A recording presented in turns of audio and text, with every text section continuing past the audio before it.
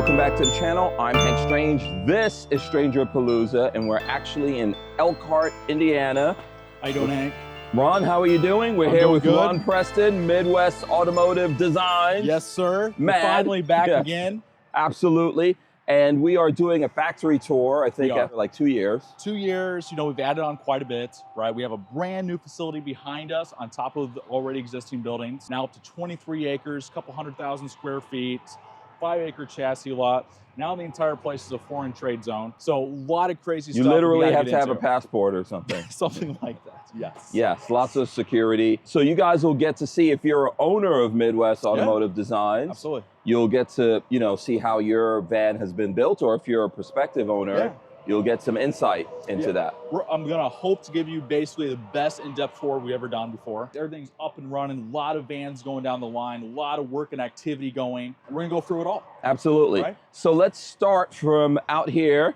We've got some vans lined up here. We do. Yeah, in different stages. Well, we have 3 different models here. Yes. And then we have this one right here.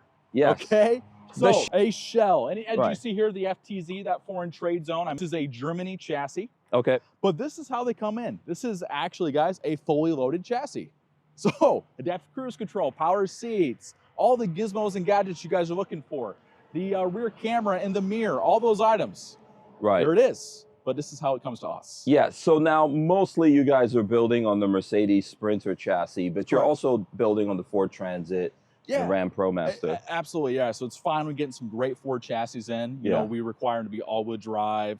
We require them to have 3.5 EcoBoost. That's something that Ford doesn't make a lot of. Yeah. So we typically don't get too many Fords in, but they're starting to come in. Yes. So mostly in this video, what you guys are going to see is how Midwest goes from this 170 extended chassis that this is to a finished, to 3 different finished models, which we'll walk through. Absolutely. But they're in different sizes. So you guys go from 144, 170, everything, extended. Right? So the 3 models I brought are all the same size. They're all 170 extendeds. Yeah. Just so we can have a better size comparison what the models are doing compared to this shell. So when it comes in like this, you said you're ordering as many upgrades as you can get. Absolutely. So basically just an empty Sprinter van. This is it, guys. Yeah. In all of its glory. So this one, I'm not sure if this is all-wheel drive or not. Do you have a ratio of how many all-wheel drive to rear-wheel drive? So anymore, right, we're doing a lot of all-wheel drive. Majority of what we're producing is all-wheel drive. Okay. And again, I think it just comes with the current car climate. Even your Mercedes S-Class, some of your 7 Series, they just come standard now with the 4MATIC or the X-Drive. You know, they don't even have the badges anymore in the back of them. You just know they have them. This is no different. We make a luxury good, so majority is all-wheel drive. But I will also say rear-wheel drive is great. There's no problem with it. It's a very heavy vehicle. You always have great traction. Never had any problems before the 4x4 ever existed in snowy climates up here in Indiana. Yeah, majority's all-wheel drive anymore. Yeah, so here's what you see, and you guys will see that when we get to the line. So now, right after that, what is this we've got? What model is this? Yeah, sure. So this is a Patriot. And it's kind of a little bit of our prototype Patriot, something we're kind of working on. Okay. And we're going to get into that a little bit in our video. Right. Okay. So you guys will have something exciting to show you midway through. You'll either have to be patient or fast forward through, maybe using Lola's. Lola's going to put a menu in here. But yes, right. A nice surprise to come with this one. Absolutely. So Patriot. Again, before we go down, I just want to show something before we get to the next model. We all know the Patriot. We all know the Passage. Just really taking all the woodwork inside here, the beautiful ash woodwork. Big attention to detail, the window frames, all wood, the valances, all wood, right? And again, we're gonna go into our custom wood shop where all this was made too. So I just wanted to get some appreciation of that before we go to the next model. A lot of work that goes into that wood grain finish. Absolutely. And still keep it lightweight. This is that new 2025 Heritage. Right, okay, so explain to the folks who don't know what Heritage, the difference between a Heritage and a Patriot. Absolutely. So what we did was we kind of built it kind of similar to how everybody else builds their typical Class B motorhomes, and not low end, high end as well. So what we're using here is supplier driven cabinetry. It's all very beautiful. It's radius. As you notice immediately, it feels cleaner inside here, right? It's a lot more modern touching. But also you can see that the wood balances from the Patriot and Passage are gone. There's nothing wrong with this coach at all. It's beautiful. Okay, it's very modern finish. All the appliances and items that you found in your Patriot are in this coach. It's a little cheaper as for a manufacturer.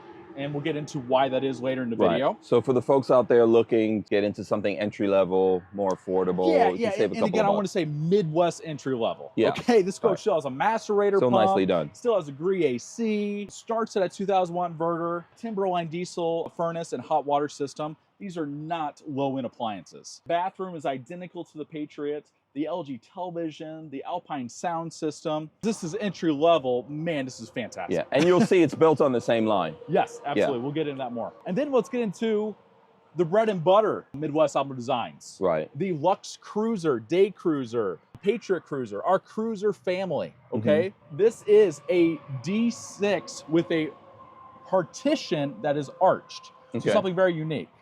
You know, we are the first ones to create this floor plan in the United States. And we'll get into the history of Midwest later on. Yeah. But we're the first ones to have the Sprinter in the United States. Okay, so 25 years now almost. So this is kind of like what people used to consider a limo. It is. Yeah. And this is the back here. In the back, there's kind of galley, bathroom kind of thing going on, storage as well. We can go up front and show this a little bit if you want to. Absolutely. Yeah, so this is what you guys build the most, but in different sizes, right? Yeah, all different sizes, just like our RVs. We do use every wheelbase. We use a 144, a 170 standard, and a 170 extended. 170 extended still is the most popular. Yeah. Right, if you're already gonna go to a larger vehicle, might as well all out. Yeah. And for size comparison, we did put a Yukon XL. Right. So same size as Suburban, Yukon XL, same size as a fully extended Escalade, next to the longest Sprinter. Right. So we did a video where we were talking about, you know, some people might be a Denali versus a Sprinter. Yeah, Denali versus Sprinter. You're thinking what's best for the family. This is pretty big if you look at it on its own. Yes. This is bigger. It's very similar. It even has a game changer battery in it. Yeah, well, yeah, I don't know if that's not connected to anything. It's for show. Our famous game changer battery. It's in our Sprinter vans. Right. It's currently sitting in a Yukon right now. Yeah, and there's nothing. And Yukons are fantastic. Great vehicles. If you're looking really for more room, a lot more flexibility of what you could do with a Yukon, you have something like this. Yeah. So let's just look at example size comparisons, right? Where that Lux Cruiser gets into this environment, and you can see why, right? So people always talk about, well, there's not much space in that rear restroom.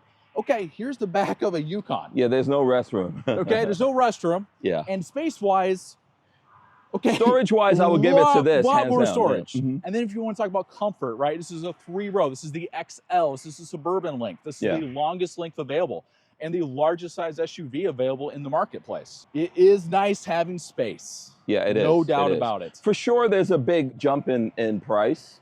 Yeah, but it's not far off the category. It's not far off. So a Platinum Escalade, right? It's right around the 120 mark. Okay, if you get a V, which I think, I'm not gonna put that in the same class because it's a performance vehicle, that's 150. This Lux Cruiser here, you can see 170s, 180s, and then of course they also qualify for a 20-year financing. Right. Whereas these right here at the most, maybe 7 years, you know, 72 months or more.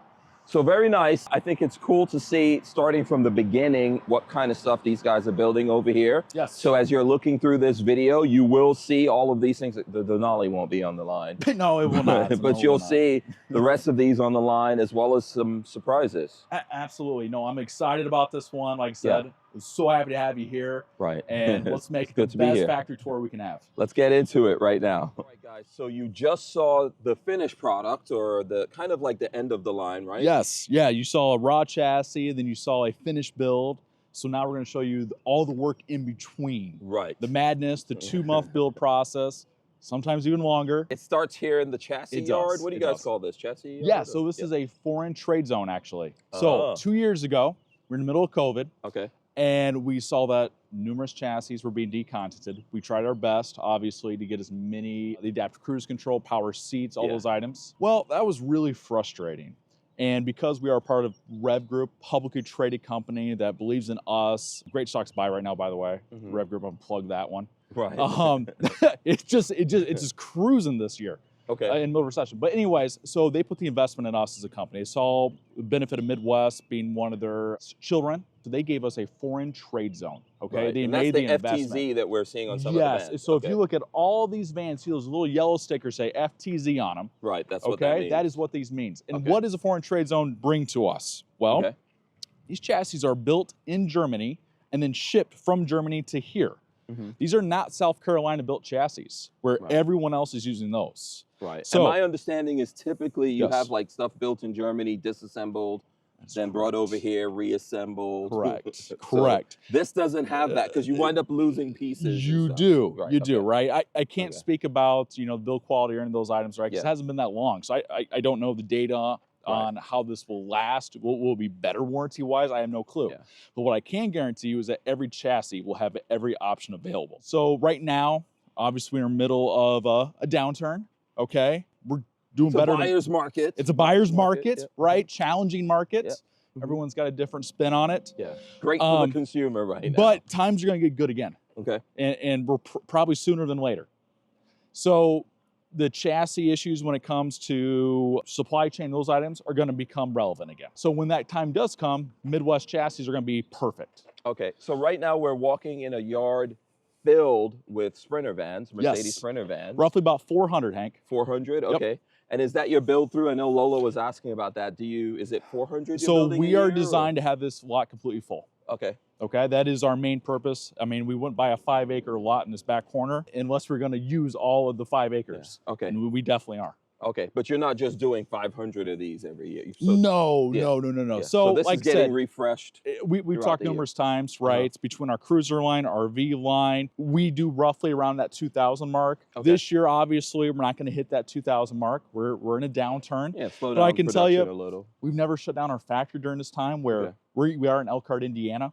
Mm-hmm. We are in a very unique town where the highest unemployment in 2008 was in this town. Two presidents have stopped by, Bush and Obama. They were here to just monitor the situation because it was that bad. Yeah. And it's because everything in this town is, we build boats, we build RVs, so we build leisure goods. And what doesn't someone need a leisure good in?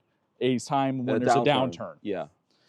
So our economy is built on making toys. Yeah. Very America expensive has toys. To be having fun and going out there on vacation, fishing, you know, traveling. So I can tell you among my friends, my family, my neighbors, that we're doing pretty well here at Midwest compared to everyone else. So while we're here in this yard, are you guys only doing Sprinter vans or you've got other vans here? You saw all these Sprinter vans, but we have an entire other lot full of Dodges and Fords. Okay. And you know how we order our Fords, all-wheel drive, 3.5 EcoBoost, every option.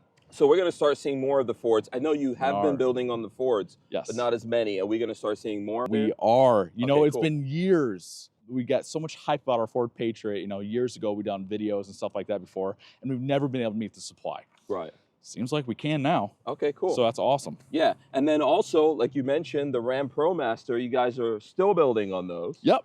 So if folks are looking for those, they are out there. You just have to talk to your dealers. Yeah, no, you got to talk to your dealers. Right now, they're being kind of pushed onto our luxury line, and not towards the RV line. Okay. And I think what it is, it's because it's a market adjustment. So the people who rely on Dodges, your Road Treks of the worlds, your Winnebagos, they're giving discounts to keep their line going that we can't compete with because we are on the luxury side of Dodges. Okay. Yeah. So it just doesn't make a lot of financial sense for a lot of dealers to carry on a high-end Dodge right now. And when I do talk to dealers, I think that they say that most of what they are selling out there are on that Ram ProMaster chassis. Sure. But maybe people are looking for really good deals. Exactly. That's exactly what's happening, right? Okay. The people are going out there and buying right now. They're looking for a good deal.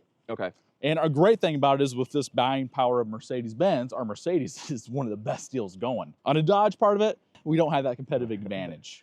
But Ford, it's great to see you guys doing more Fords. Yeah, Ford's doing great. Well, the Mercedes is all-wheel drive, so that's great. I've driven them. I've driven them from you and from other places as well. I think the all-wheel drive is a good addition to this because you're getting all the power to all the wheels. 100%. Yeah. So I've talked to numerous people.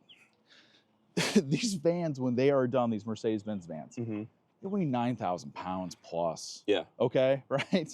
These are very large off-roader vans. Yeah. The new image out there is that these are off-roaders. I've never seen a Suburban carrying everybody in the world inside of it going off-road. Because that's what you're looking at here. Everything and the kitchen sink and the bathroom. 24 feet, even the shortest 144 is longer than my Yukon XL that I drive every day. So I would never consider that an off-roader. I could probably get out of some stuff, Right. But it's not like, hey, that's a Jeep Wrangler. If you really want to do off-road, I think you can get off-road with these vans. You need a very specific configuration, probably single wheel, yes, not dually. 100%. And then the build needs to be built for lightweight. Yes. Yeah. Over anything else. Yes, you gotta be smart about it. I don't want to gear on it because we definitely want to start getting into more of a cooler off-road appeal. You know, I talked to you yesterday about it with our new product manager we just hired, been in the industry forever, and that's one of the big things we want to conquer. Right, is have a good off-roader. Yeah. But we understand we're not going to try to sell it as a Wrangler though. Yeah, absolutely not. No, we're not going to try to sell it as the new Bronco. You need to think about what you're doing, right? Yes, yes. So there's just levels I'll get you to places where you need to go, but you ain't climbing any rocks. No, absolutely not. That's for goats. Yes, exactly. Yes. So back to getting on topic here. Yes. The all-wheel drive. Yeah. Okay. The all-wheel drive is great for my vans because it's touring vehicles, great for snow, great for ice. The 4x4 was better for more off-roading, right? Which I said is a little more difficult on such a large vehicle. Yeah, all-wheel drive really complements it well. Yeah, your everyday driving, you'll notice the difference if you're getting those new all-wheel drive vans. So let's now just go into the factory and see how these are made and go through the line. Sounds great. We're going to get some noise from here on in. Yes, so this is the noisiest building in all of Midwest right here. Absolutely. So this is where your line is really starting. What building are we in? So this is chassis preparation. Okay. It's a 60,000 square foot building that's also shared with our veneer wood department. Okay, so that's all wood that you're going to see that's beautiful and Midwest-like. Okay. So this building right here shared chassis preparation and the wood. So when a chassis comes in from the yard here, what's the first things you guys are thinking about or doing, looking at? Absolutely, Hank. So let's take a look here. So we have a raw chassis right here ready to go. So we're first going to start taping up any area that we know is going to create some issues going in and out for shoes, any of those items, right? Okay. Protect the vehicle. We're going to start ripping out the front driver's component. As you can see here, they already took out the flooring. They already took out some of the cup holders. Those are all going to go down to the wood department down there. Oh, okay. And they're going to make them have that same hydrograph finish that our other wood has in the rear up front. So they get dipped. It's a whole process. I know it's more complicated than dipping. Absolutely. Yeah. No, it is a lot more complicated. So I noticed on the outside here, a lot of what we saw in the yard and here as well is black. That is the color, right? We're looking at black, unless it's what, custom paint job? You got to understand, black is the predominant color. Okay. It's actually gotten better, like less over the years though. Oh, okay. At one time, it was like a 90% black factory. Anymore, you start seeing blue grays, you see stone grays, white, silvers, tannerites. Right. There's a lot more than there ever has been. So we'll see all those colors as we go through. We will. Okay, cool. So here's the black chassis though, like talking about what you're saying. Yeah. All the cladding from the outside of that chassis is being taken off because it still needs to be painted. Okay. You know, wheels coming in, those are going to be taken off. Well, if you look behind you here, there's a bunch of wheels getting ready to put together. Oh, I see. So we've got some fancy wheels, some off-road stuff. Yes. Depends on what the build is. Absolutely. Okay. So we're going to bounce all the tires over here, make sure everything is up to snuff here. Okay. We are even able to do some alignments as well here. Oh, cool. Some stuff that you don't see anywhere else. As we keep going further, like I said, decontenting of the vehicle. Also, any holes that need to be cut. Probably a plastic piece was here. That comes off, and that's going to color match. This is your power seats right here. Okay. Right here is your mirror adjustment. And then right there is looking at your rear view mirrors. So at this point, you guys have already made a decision on what wood finish is going to be in this van, Absolutely. We can look over to the other side in the order form over here. Oh, okay. I'll give you an idea. Yeah. And then I see there's also stuff happening in the engine. We talked about this a lot. Right now, we're one of the only ones to paint the front grille of our vans. Okay. A lot of people gotten away from it. So obviously, where's the grill going? It's heading to paint. So this is actually going to be a cruiser. Oh, okay. All right, so this is going to be an S5 cruiser. So limo As you can see here, style. your floor plan. So we're going to have two captain's chairs behind the driver, or behind driver passenger, a long sofa, chair there, toilet. So everybody, again, it's not the prettiest, but what it's trying to design is to show the dimensions of what's going on. Yeah, so everyone's aware of what's supposed to be going into that van. Behind there, we probably won't get in there, but there's our welding department. Okay. So that's your aluminum frames for your walls, anything that needs structurally. Those gentlemen behind there are working on that. So these are all spark suppressors. Correct. Yeah, like I said, loudest building in Midwest. Right. So here's another color if people want to see something interesting. So I can already tell this is going to be, well, You would assume it'd be an RV, but because the windows are out, it looks like it's gonna be a cruiser based upon the 2 captain's chairs up front there. So you know what? This is something I don't see often, but I have seen. Yeah. You can get a 144 Sprinter as a cruiser limo as well. Absolutely. Okay, where do you see those a lot? Of those like in big cities? What's the... No, they're becoming really popular pretty much everywhere in the cruiser game right now. Okay. To me, it didn't make much sense because there's not a lot of people storage in there, right? You're removing a lot of it. And you're down to kind of like a normal SUV. But what people are looking for is a rear restroom, looking for a nice place to be, something a little bit easier to drive than the long one. Yeah, and they don't have a big entourage. And they don't have a big entourage. Okay. And so I get that. You want a TV, you want 2 captain's chairs, you want a rear restroom. You just don't need as many people to come with. Yeah, and these are way easier to drive. Way easier to drive, way easier to park. But but when you say just big cities, no, they're everywhere. So these are the seats that have come out of this one? Yeah. Yes, for driver passenger, because those are going to be recovered to match the front of the vehicle. So all the black plastic, it all gets ripped off. We don't just put the cover over the black plastic. Right. We go down to the cushions themselves. And then, of course, we're up to all code and everything on our stitching for a thorax airbag going down the side.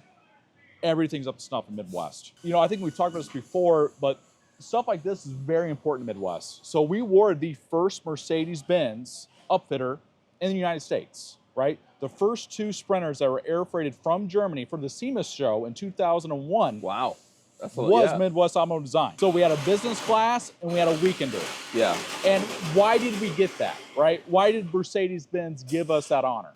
Yeah. Well, it was because all the guys who were in this industry and in this Midwest company started it, go back to 1978 with Chariot Vans. Okay. And actually, the gentleman that started Chariot Vans is still here. Oh, wow. Okay. Yeah.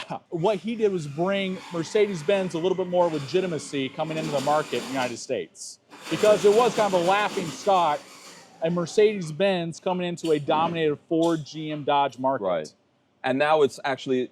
I don't want to say it's the most dominant. Because the Ford is actually top of, but Mercedes is right behind it. 100%. Yeah. So and another big thing was, we're talking about safety and all that. So we were the first ones to actually follow the Federal Motor Vehicle Safety Act for everything in here. Pull tested, all the seating, all the items to today, they're all pull tested and everything's DOT certified. Okay. And that's something that, again, is the reason why we were given that honor early on. Right. So this building right here makes sure everybody's safe, really. Okay. And a long relationship with Mercedes. Long relationship with Mercedes-Benz. Good to know. Longest in the United States. I think we're seeing some other colors here as well. Yeah. So what are these gentlemen over here doing? Got hands in the air. Yeah. Okay. So what does that look like underneath there? It's like an air ride suspension system. Oh, this is what air ride looks like. So Midwest Auto Design is a certified VB air ride suspension upfitter. All right, can we go under? Absolutely. Yeah, so just if you want to show folks, Lola, we've got tons this is what of it looks like. You know, it's not just talk. There's an actual compressor tank for the air and then actual hardware under here to give you that, right? Yep. So is that front and back or just in the back? So it can only be for the rear. For the rear, okay. But in all honesty, no one's ever complained about the front of the Mercedes. Right. It's always been a comfortable ride up there. They've done a great job suspension-wise up there. That whiplash comes to the back. It's the back. Yeah. Very nice to see it. As you see, no leaf springs at all back here. Yeah. Right? Some of these new air ride suspension systems, they still have leaf springs on there, and the air is just more of an assist for the leaf springs. Okay. This is completely removed, and that's one of the benefits of the VB air ride suspension system. At least now I'll know what things to look for. Absolutely. Yeah. Absolutely. It's good to know. And again, over here, we got some other stuff being worked on. It looks like some other suspension upgrade, having it this far up in the air. There also could be our HVAC compressor system from Premier or Pro Air. That's on our cruiser line, limo line. Okay. Used to be on the weekender back in the day, where we used to have the rear 60,000 BTU system that was engine driven. That was great until the lithium system started to be creating. Okay. So when we started messing around with the lithium, the first Freedom package in 2016, 2017, which was the first lithium system ever to not have any propane whatsoever. Right. And we did that for many years until somebody actually had one that was gas or diesel powered. We had to use that system because going down the road, a lot of people didn't want their generator running. So then we progressed into the lithium system, and then you didn't need a generator at all. So now the lithium is underneath. Yes. Now before, so did the lithium coming in displace things that couldn't go underneath anymore? No, great question, right? Okay. So what did it remove? The generator. Just where was the generator at? Right Okay. in the same spot. Okay. So it made complete sense. Also, if you talk to anybody at Mercedes-Benz, that's where they want the weight at. Yeah. Because that axle right there is the strongest piece of the entire vehicle, and it's Okay. mounted directly behind that. Right behind it. Okay. So as we're going down the line here, if we see a generator, that's Yes. probably a Heritage. More than likely. More than likely. Right? And everything else, so all the Patriot stuff, Yes. that's all lithium. Majority. Like I said, Majority. it's still an option. Only on our Fords have we done it to where the generator is non-existent. Oh, okay. It's just purely lithium there. Oh, okay. Everything else, still you can get a generator on. Yeah. And I will say, again, with the price-conscious buyer right now, generators having its own little heyday. It's going to be more affordable. It's a one last hurrah, if you will. Yeah, and then you could upgrade and put some batteries in there if you want. Absolutely. Yeah. You know, and we start you off with a good 330 amp hour AGM battery. Yeah. Because you don't need the lithium pure draw. Yeah. Right, so what's the point in it? AGM, you don't have to add watt or anything like that. It's a glass mat. It's a very high-end battery. Okay. So we just give you a 330 amp. Okay. More than enough. So when you have the generator, do you eliminate the second alternator, or are you still doing another? Yeah, not needed. Not right? needed. It's not Okay. necessary. Right? Okay. The single alternator itself can do 330 amp hours easy. Yeah. So second alternator is when you have lithium. Yeah, we're going 1080, like I Okay. said, and maybe we'll talk about something where we're going in the future on our lithium system as well. Because being that we were one of the pioneers in the lithium industry when it comes to these vans, we need to get back to the throne, if you will, Hank. So we're working on that. Oh, okay. Listen, it's always a battle. You've seen Game of Thrones, man. You know, you got to stay on your A game. So I see a bunch of seats over here. Yeah. So what we got this here is what it looks like when you take the skins off, absolutely. right? Skins are taken off right here. These are driver passenger seats. These right here will be going over to our sewing department, which we will see in our final building that we'll go and check on today. Okay, so it comes down to the foam, and then I guess this is like the heat coil. It is, yes. Okay. Do you put cooling into the seats, or is just heat? Driver and passenger, we will not, okay? Oh, okay. It's a Mercedes-Benz front seat. We're gonna honor them and do everything correct with them. I think everybody is kind of well known that you use the front Mercedes seats, but back in the day, you used to be able to remove front seats, especially the old Caravan days. Right. With Dodge and Chevrolet, you put your own seat up front. Oh, okay. It was very comfortable. Yeah. I know like 10 years ago when I first started getting asked questions about these vans, it was, hey, can I put my own seat up front? I'm like, no, you can't. And that was a common question. Right. I never get that anymore. Yeah. People are very knowledgeable anymore. Well, and these are designed by Mercedes or whatever company is building it to be as comfortable as possible. Yes. For long distance driving. Yep. So you want to maintain that, yeah. Absolutely. Versus putting your own seat in. And then like this gentleman right here moving around, some of the HVAC controllers. Yep. Okay, that's for our limo line. Okay. That is from, I know some people have an issue with the rooftop Premier from 12 volts. Yeah. Okay, this is an internal Premier 12 volt system. So this is going inside the van or under the van? So 2 places, inside and underneath, right? Inside and your under. fans are going to be inside. Your compressor is going to be inside the vehicle. Oh, right? so that's what we're looking at here, Yes. Fans, and these are compressors? Yep, so that fan is Okay. going to be underneath the vehicle. Compressor is going to be either in the rear corner or the front corner of the vehicle. So he's getting that prepped. Yeah. So it's always fun to see a factory, how the things are done. okay, coming over here to flooring. Oh, there we go, yeah. Right? Again, this is the workshop of Midwest. Yep. Okay, so what we got here are 2 half-inch sheets here, 1 solid seam. Okay, there are no seams at all in this plywood here. So this goes in as one piece? Yes, or particle board. So what are we cutting out here for? Supports for seats? Yeah, or? absolutely. So this looks like an MD4. Okay. Okay, right? So this is your brackets, everything for your child tie downs and your rear lap belts. Everything is up to code here. Yeah, and then those would be for the your 2 captain's chairs up front. Yeah, so MD4 is the driver, passenger, 2 other chairs. Yes. Okay. So and let then me this gentleman's putting down explain some why glue. we're using basically particle board here instead of the honeycomb that some people are using. Right. Okay, right? So we did do it. This gentleman right here put them right in. Problem is that because you have that pocket right there, there's nothing to fasten the inside of your materials, your walls, your ceilings, your wainscotings to the floor. The only way to do it is just go right through your chassis. Okay. Got me? And put brackets on the other side. What we found out, we turned our vehicle into a rattle box. There's nothing to fasten into correctly. Everything was kind of shaking in the rear. 100%, it would not last to a normal Midwest quality build years down the road. Okay. Because it would not be structurally sound inside there.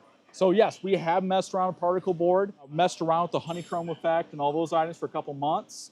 and we did not like how those vans turned out. Okay. Just were not up to Midwest quality. Okay. So sometimes this may look old, you know, traditional way of building, but this is currently right now one of the best. So we've got some glue in there, and then we've got the stuff going in. Okay, so capture this live. I'm a sucker for anything like that. Like I said, the honeycomb, the artificial flooring, completely water resistant, those items. Yeah.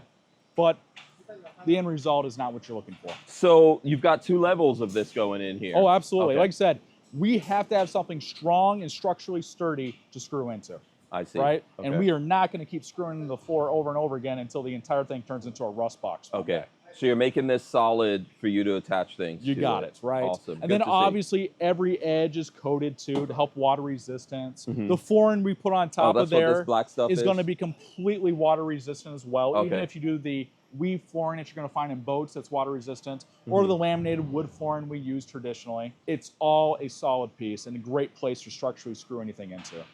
All right, cool. Okay, heading this way. So this is, you would think this is kind of odd to jump from basically the nooks and cranny of Midwest, right? Real hard labor. Now we're going to go into cosmetic wood. Okay. Right? This building is very bipolar in that way. And the cosmetic aspect of that, if we haven't explained it, is for weight. I know you explained that on the previous video. I just want to be clear to everyone about that. This is a very common thing used in boating. Don't get me wrong, there are some boating manufacturers that do the real burl wood, and when they do, we're talking a tonnage weight that's significantly higher than most of your fiberglass. Yeah. Right? If you got a fiberglass hull, more than likely it's not real burl, because now we got to look at your buoyancy. Right. Right? Or at least the very, very thick stuff that now we're talking in the $5 million plus range. So for vans, we want lightweight. We need lightweight. Because we're already trying to get you right. Think of this right now. Most of my vans have at least 1,000 pounds of carrying capacity. Yeah. Would you want it to be like 200? No. Absolutely not. 1,000 pounds already. Then I wouldn't even be able to get in it. Exactly. Yeah. Exactly. I get it. So it looks good, but it's also durable what you're doing, right? It's clean. Okay. Like I said, you see our vans anywhere, especially if you go to Auto Trader. Yeah, I know RV Trader is one thing for Midwest, but if you go to Auto Trader, majority of the old vans are all Midwest vans. Okay. I did that yesterday with Nick Schmidt at Sunshine State. We're talking to a customer, and he's talking about resale value.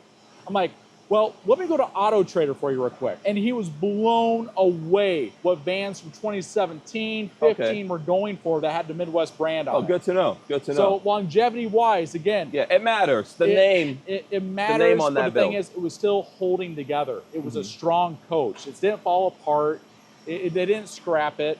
This is a coach that's going to be sold again for a 6-digit number. Yeah, we're not going to get into details, but a lot of the builds you've seen, like with rappers and comedians and sports figures, were built by you guys, right? It was. Yeah. Yes. So let's just give Lola a chance here to like give a good look at all the different parts that are going on here. This is the raw MDF wood right here being cut down. Okay, we have a CNC machine over there cutting precisely.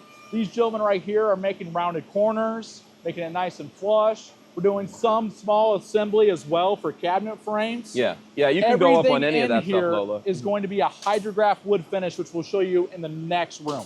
Okay, so Ron, what are we looking at on this table? Yeah, so it's a CNC machine cut right here.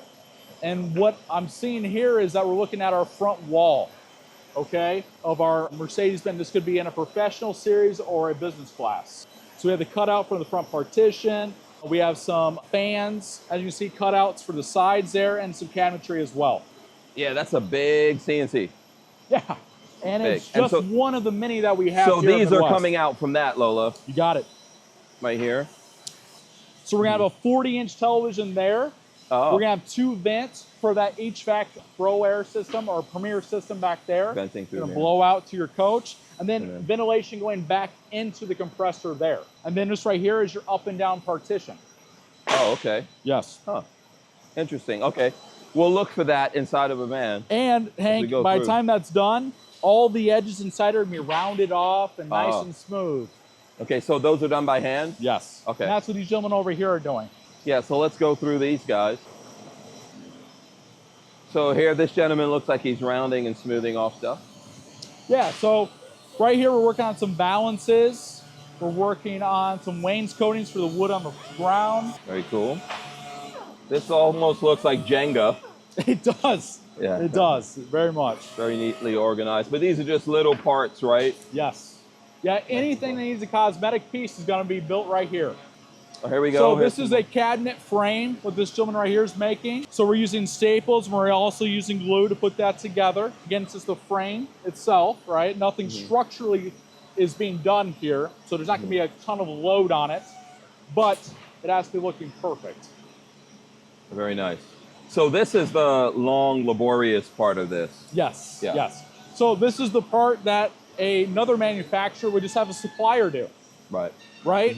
This is not something you're going to find it anywhere else. So you guys are very vertically integrated? It's very difficult manufacturing-wise, obviously, but the end result is better fit and finish than anybody in the industry.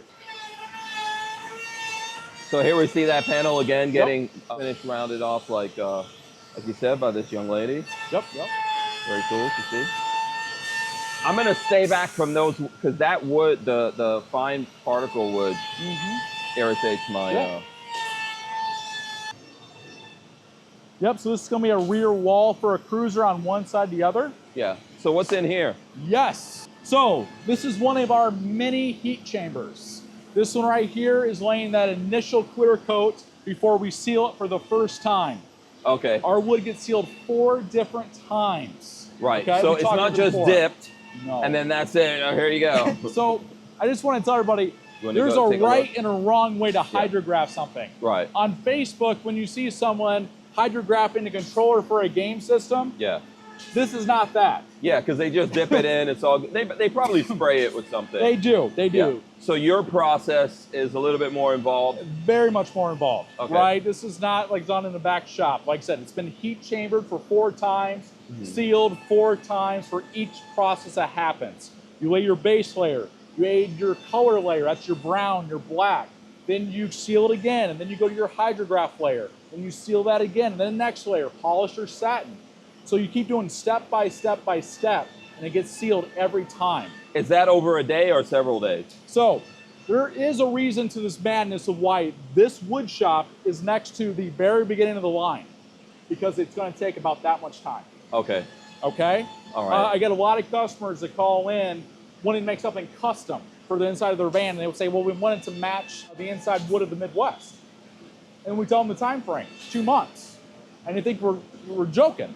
But no, this is a serious process. Again, it's a 19-step process if you want to polish wood. So I think what Ron's talking about there, just to fill people in, we've done some owners groups meetups. Yep. And then those owners modify stuff. Yes. But then they want it obviously to make sense or fit, match the interior. So they can come to you, but they got to have patience. Yes. Okay. Absolutely. No, we don't want to turn anybody. Right. We are very unique in the fact that we are our own supplier. Yeah. When the people want fabric to make something like a special dog bed made out of the same fabric, but Midwest side. Yeah, it's cool to see that, but I can't get it like on Amazon the next day, you say. No. All right. You guys got to work with us a little bit, okay? Right, okay. That's good, though. It's good that you offer that. We'll talk more about it as we walk through about the rally part and all that, but yeah, it's good stuff. We like to take care of our own. You've already messed up your shirt, by the way. Oh, it looks like a cool. It looks like a cool pattern. I don't stand a chance. Thank you. So, like I said, the first seal right there, the first heat chamber. Okay, now the real building. Yeah. Okay, one of the coolest ones here. So all those wood pieces coming in from over there. We're sealing it again in another chamber. Tough to see through there, but you see that gentleman spraying, putting the seal in. It's going to be hard to see through the haze, but yeah. So this is paint. Yes. Or coating. That Midwest haze. Right. You've heard of purple haze now. This is Midwest haze. Yeah. You guys have seen this department, the hydrographing, a lot of videos, very cool stuff, but we're also adding on, right? So now we have another spray booth. Now we have another dipping booth. As you see, all the heat chambers around us for all the different stations. So this is a whole new building. So it's not a whole new building. It's redone. It's just been redone, right? We're trying to get the most out of our building as we possibly can. Okay. We have very little space in these massive buildings anymore. Yeah. Okay? Yeah. Like I said, Hank, we're about to walk into a completely another building that we just bought since the 2 years ago I saw you. Right. Right, 80,000 square feet of a beautiful building. It's not where my office is out front. It's gorgeous, and we're gonna go through how we designed that one. Okay. So we're growing. Yeah. It's again, we're in a downturn right now, but it's not a downturn. Yeah, you guys are still growing through the downturn. It's a good time to. It's great to time upgrade what you do. Right. Yeah. We've been very blessed in the last few years with a lot of the increase in sales and those items. So basically, we can use that same money that we've gained from then to help grow for the future. Yeah, if you've been here in the 70s, the 80s, the 90s, the early zeros, you'll be here as we go on. Yes. Yeah. So, okay, which way? We'll follow you. Yeah, let's go this way. So, the plastic from Mercedes-Benz Sprinters, remember we saw at the very beginning, here we go, right? So those are gonna be Hydrograph. And so again, are these what are these? Feel free to touch them. Yeah. Oh, yeah, okay. so what they are is basically where you put your phone or anything like that. They sit right there in front of the Mercedes-Benz. Okay, right. Hit the little button for the power door. Yeah. You know, that's what we're looking at here. Okay, and then that's gonna get refinished. Oh, right here. All right, coming this way, guys. Obviously, the awesomeness of this. So, Lola, what we did was we grabbed the film here, okay? And you can really feel it's a real thick film, okay? It kind of looks like it's nice and light, but it's actually pretty thick. Yeah, he's good. He's good. And then what we're going to do is we're going to put it into the water solution. This is kind of why it's called Hydrograph. So that film is sitting on top of the water right now? It is, yes. Okay. Right? So all of these wood pieces right here have been sealed once, okay? Then they got painted for their back color because it looks like it's brown, right? Yeah, so it's going to be a walnut Denali. Then sealed again, finish that part. Then now we're going to dip it, give it the film layer. Then we're going to seal it again. And then we're going to satin it or high gloss it. And then we're going to seal it one more time for the final process. So we're about to see that go down. Yes, this is the coolest aspect of this wood department. Yeah. So is he spraying something to help it adhere to the wood? That is correct. Yes. Okay. These guys are very focused. They don't want to do it more than once. No. Here we go. Oh, multiple people already at the same time for this.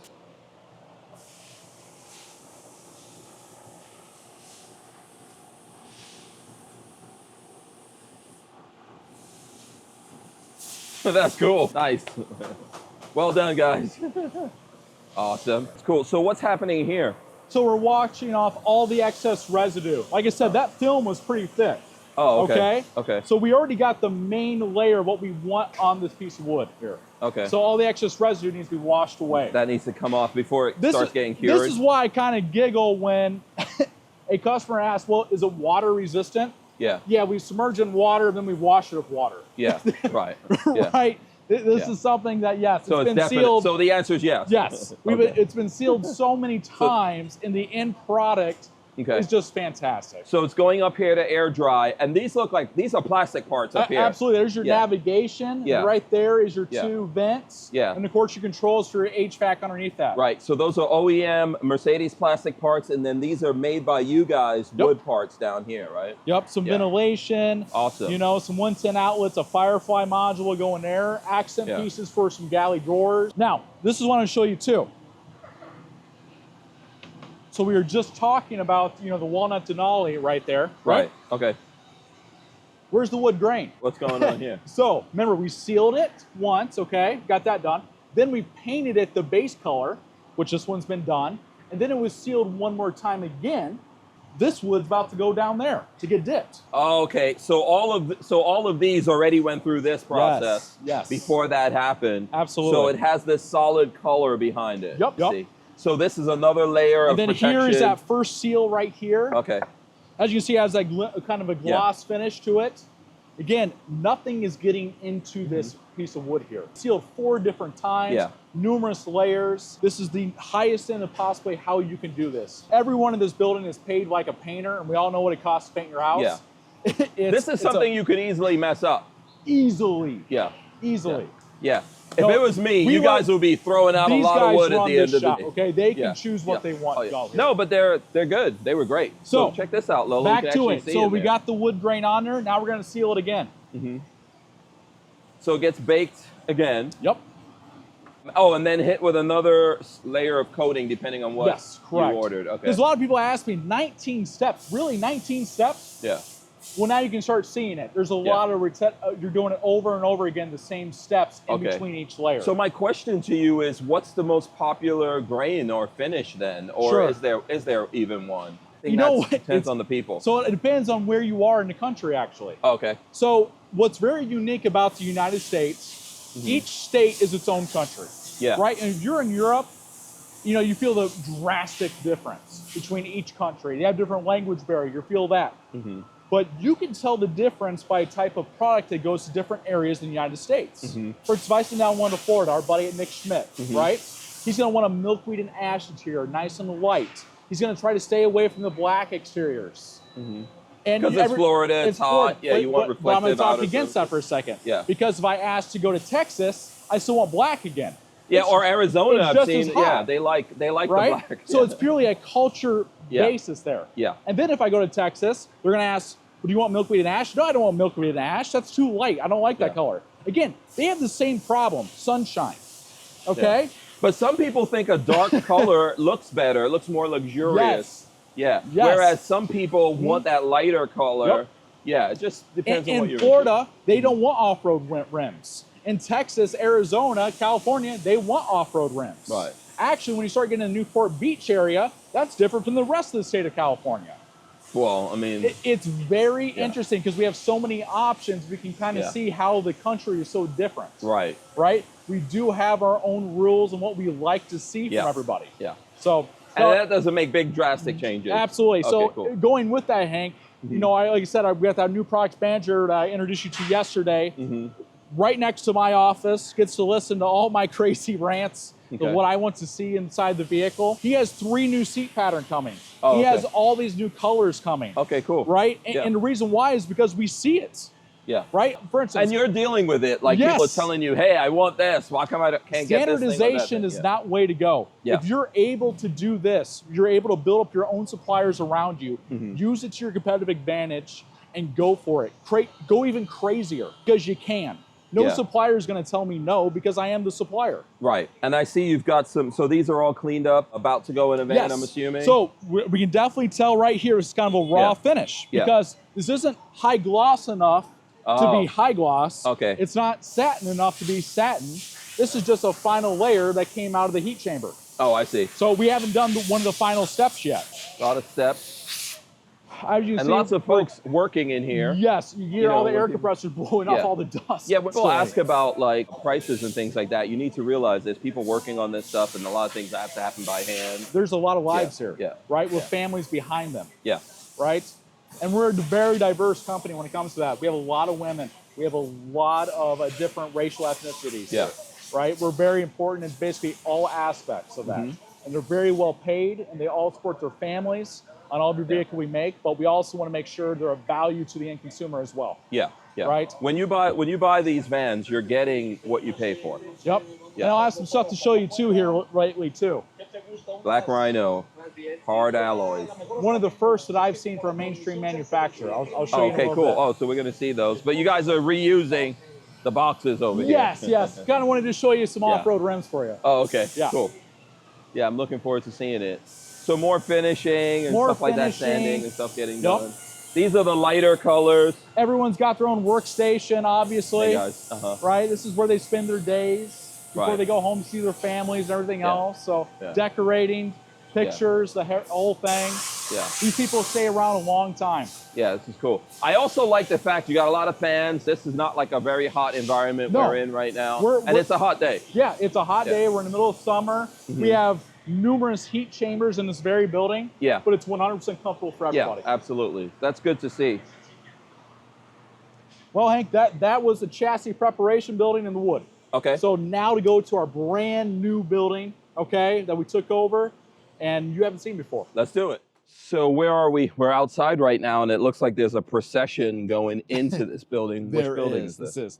So this is our brand new building, Hank, right? The one you haven't seen yet. We did a sneak preview to everyone in our rally group last year at the Elkhart Mothership Rally. Okay. Had over 50 vans, thanks to Carl and Jackie and the Midwest Owners Group. Thank you very much. Couldn't do without you guys. That's what we mean when we say MAD, just for anyone who doesn't know. That's Midwest Automotive Design. Yes, they're not MAD customer, right?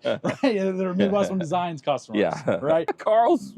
Carl might be a little mad in that sense, but we love him. He's our mad. So we were just in the chassis preparation building, a building you've seen before. Okay, right? Obviously, we saw that's even more condensed. A lot more lean management guys have been in there to help us organize it in the best way possible, right? Now it's the new building. Okay, so we're coming from the chassis prep building. We've created this line going into this new 80,000. So these vehicles get lined up out here in order to get onto the production. Keep going on. Absolutely, right? So we have an 80,000 square foot building right here, the new addition. Okay. We call this building the assembly building or plant 4. Okay. If you go by the plant numbers, you're going to be so confused because of how it was designed. But I assure you, it's the best lean management possible way to do it. So let's just take a quick look in some of them as we go by. So this is what we just saw. Floors in, seats are out. Yep. Let's see where this one's going to. So this one is an Ultimate Cruiser. So this is going to Ultimate Toys. You've heard of probably that Sprinter dealer before. Yep. We've seen them, I think, at different shows. Like Lola and I saw them at SEMA. We saw one of the Ultimate Toys vans absolutely out there. No, one of the largest Sprinter dealers in the country. So there you go. And then I'll point it out as we go down, but some of the parts and stuff are already in the windows, right? That go back in the van. Absolutely. No, so you can start to see some of the stuff that they feel like they can put in the next step. The AC. Right, yeah, so this for is example, that we HVAC were talking about AC that. we're talking about. The fans obviously underneath, compressors right up there, ventilation, all your hosing right there, your coolant hosing that goes back to the motor. Remember, we always talk about this HVAC system, the motor has to be on, right? Again, it's giving its power and it's also sharing some of its coolant supply with the rear HVAC system. Oh, I see. Okay, so that keeps the airflow and everything going. Yes. It is the most popular in all the limo world, the travel shuttle bus world. That is it. And this is a 144, so you're shorter wheelbase. Remember we were talking about earlier, it was a great question you brought up, asking, does the 144 Cruiser model, just go to big cities? No, it's going everywhere right now. And surprisingly, very popular. So are those all-wheel drive also? Like what's the ratio of all-wheel drive and drive so we understand that, so I don't even know if you can buy an S-Class anymore in rear-wheel drive, right? They all come in the 4MATIC now. It's almost become such a normal thing to see that if you experience a luxury vehicle, you get all-wheel drive. Right? I guess the only issue it is with the Mercedes is that you lift up 3.5 inches, and some people don't find that pleasing. Right? They would rather it be lower and more streamlined. So I guess that's the only issue, but majority of them are all-wheel drive anymore. Oh, cool. Good to know. And it again, that's a better option for driving in the rain and stuff like that. It is a heavy vehicle. There's a lot of low end torque, right? I'm not sure they need it. So you people out there that are looking to save a little bit of money, on the coach, just know that that's a good place to save a little money on a Midwest. Go for the rear wheel drive. Go for the rear wheel drive. I really, my own personal experience, I've driven to California 4 times now, in one of our vans, all the way from Elkhart, Indiana, all the way down to Southern California. And it was typically in January, February. A few times, 2 times I caught the X Games going through Colorado. So I'm glad you brought that up because I have seen the question of, does Ron actually have one of these? Someone was complaining about the price. Well, if you work here, you do get to borrow it, which I would rather borrow one than buy one if you could do that. Just more than borrowing it. I mean, I've had demos, I've had all this kind of stuff, been on camping trips throughout my entire Great Lakes area with my wife, our dog. Even little Natalie, I'm sure is getting ready for her first camping trip here very soon. When you retire, do you get to have one of these instead of like a gold watch? Maybe. I haven't seen the gold watch, so maybe. I don't think they do that anymore, Ron. And by the way, that does have a power sliding door. We just turn them off when we go down the line. Okay. All these chassis are fully loaded. So for whatever reason, safety practices or it's not just all that, you guys right? are taking So those. the touchy effect, right? When you touch it, these vans go in and out all day long. So we turn them to manual mode, which is a manual mode on all your power sliding doors. And we keep them there until they go to the dealer. And I just want to show this, Lola, in case we didn't show it. So right up here in the windshield, here, I could grab that from you. Right up here, you guys could see, those are the plastic parts and stuff like that. That is correct. That's going along with that build. You can get a look in there. You can see that. One of the other rules about being a foreign trade zone, none of these FTZs can leave this facility. Our 23-acre Midwest campus here that we've now grown into, they cannot leave until there is a name that is associated that has been bought. Now, when you're saying, to the dealer bot. To the dealer. Okay. Okay, right? So it doesn't have to have a retail name on it, but it does have to have a dealer name before that FTZ. So another builder can't go, oh, can we just grab one of your chassis? Yeah, that's no, it's a no-no. Okay. No. All right, good to know. No, not anymore. Okay. One day, Customs Border Patrol is going to come down on us. Right. You know, everything else. We have to have a passport to be here? I know we had to sign in. It feels like it, right? Yeah. Because the way they're handling it. Well, since we're walking this way, I do want to show you something here. Okay. Some old testing vans. For the pole tests and Yes, all that? Okay, absolutely. cool. There you go. Yeah. You know, just got something kind of cool that I think many people have seen. Yeah. Do you want to walk up on these? We can So, show these. you know, So you have to have these. So back in 2018, when they came out with the current generation of the frame spinner, right, we got a chassis frame before anybody else did. You notice it has the camouflage on the side. Yeah. Because it wasn't released to the public yet. Ah, I see. Okay. So You you have got to it? keep this hidden. Now, we don't really know where to put it because once you get done with a pole test, the whole thing's ruined. Yes. Right? So we probably should make a museum and put it in there for us. Right. Midwest Museum over the years. Yeah. You know, we're getting there 25 Do years you have to wind up business. retesting these, or you have to test it every time you get a new chassis, though? Correct. Okay. Yes. We have to pole test everything. You got to come up here to see some of the structural damage. Now, the goal of a pole test is to break. Okay, I just want to make sure everybody knows. The goal of a pole test is to take it to its breaking point. Okay. Now, you already are past the Federal Vehicle Safety Act when it comes to like your regulation. I used to actually know the actual number. Which regulation it is? But it's all part of that system. Okay. But you can kind of see there's a Adnick seat frame in there from Norco Industries. We obviously are not a seat frame manufacturer, so we do buy our seat frames before we build our seating on top of it. Oh, okay. But that's right down the road. But yes, it's kind of cool seeing the camouflage. As you can see, that's how it had to be shipped because so this is a we 2018? couldn't actually see it. Yeah, I believe it was 2018 when they were first introduced. Nice. That's cool. Yeah.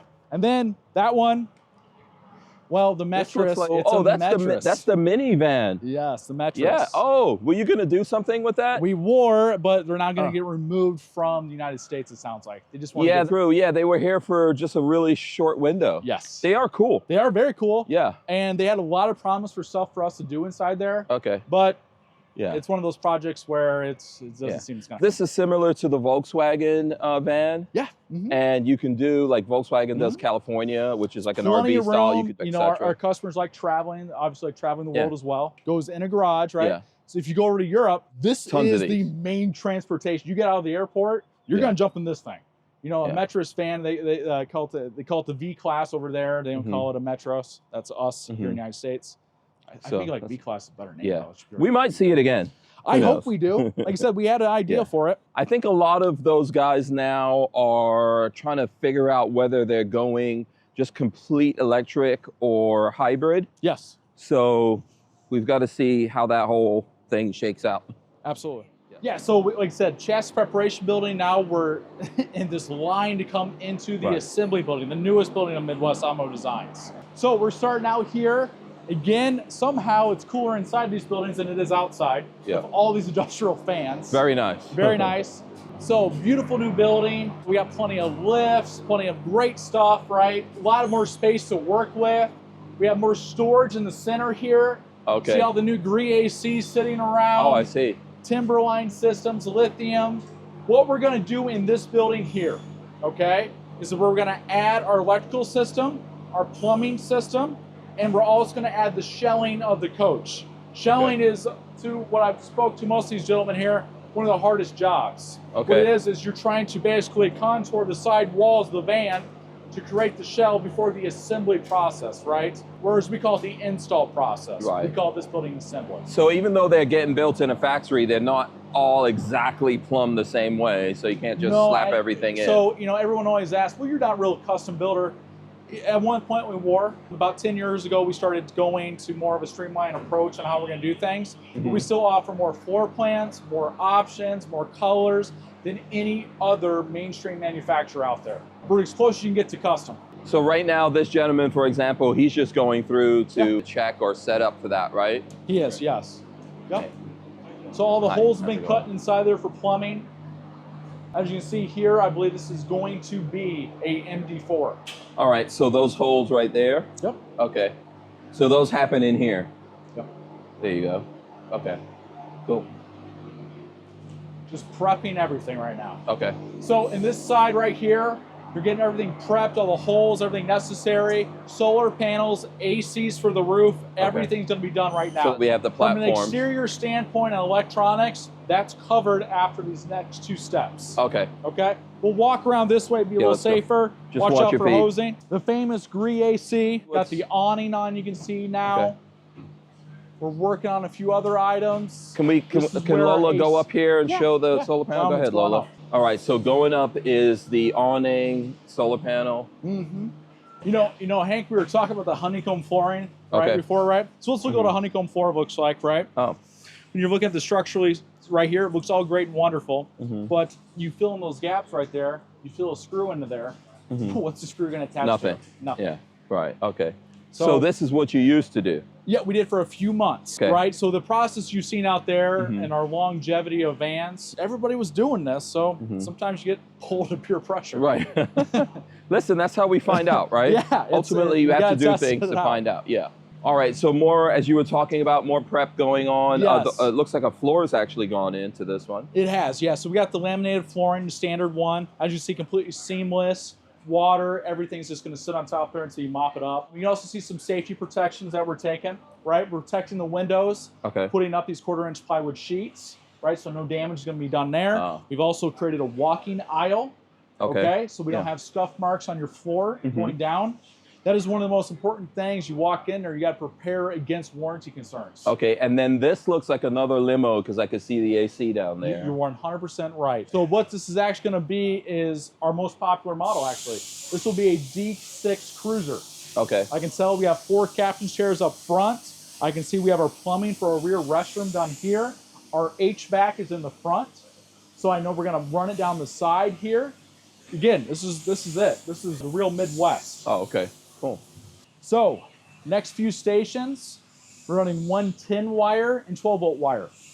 A lot of people ask, why aren't you running 48 wire and those sort of things, right? Well, let's talk about it. Most of all the appliances that can be used are 12 volt. So we don't want to involve the inverter in every operation possible. We don't want to go from 48 volt to 12 volt, keep going back and forth all day long. Let's keep it as simple as possible. Simple as possible means less issues down the road. So, a lot of 12 volt wiring in these 2 stations here. This one right here, it looks to be 110 wiring has been installed. All right, so 110, that's where you're gonna have to have your system on or your generator, whatever it is. 12 volt wiring here, as you see here, so they're already getting started on. This will be for your lighting. Yeah. Okay. As you see, they already ran to the individual puck lights up there. Right. As you can also see, nothing is really hanging in the aspects of once this is cut, there will be nothing hanging. Everything is strapped in there with a plastic hook where it needs to be. Yeah, you've got supports up, like I see for your max fan and the AC, I'm guessing. Yes, right there. Absolutely. So let's continue more wiring. And Lola, look at all the spools. They're not right in front of you right now, but that is all the different spools that we use for wiring. They've got spools they can move around here to set up wiring. Like you can see here, more wiring going on.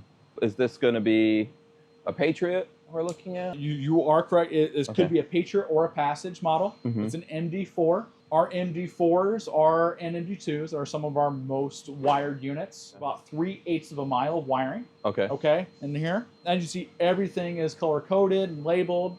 I just wish our suppliers would also have different colors, especially for solar panels and those items. Oh, I see.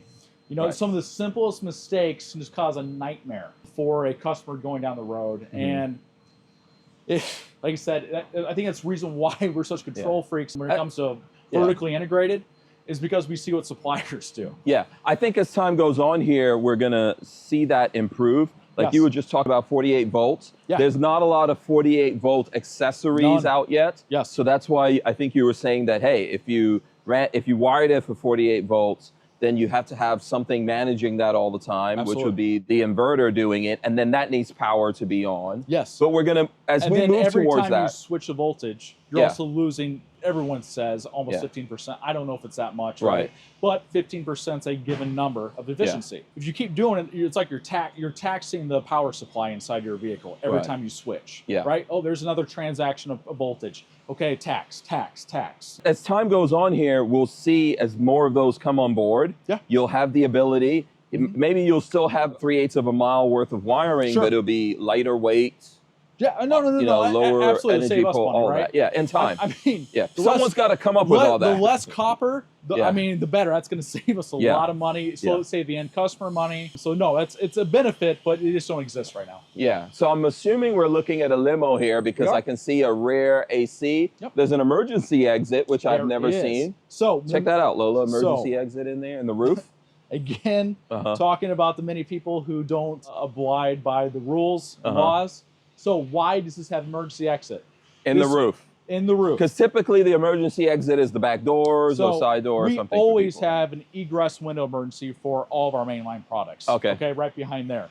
But you actually need another emergency exit in the roof. And the reason why this one would be is because it's going to carry at least 11 passengers. Oh, I see. Okay. Okay, based on passengers. Yes. So this vehicle, I can tell you right now, is at least going to have 11 seatbelts inside this vehicle, maybe more. We do go up to 15 now on some of our floor plans. Okay. This one right here is going to at least be 11. Big thing to notice here, again, I know you got mostly an RV audience, but to your limo professionals out there, maybe you have your own business and for limos, or you're a private owner and just want your own toy, which is majority actually in Midwest. Insulation.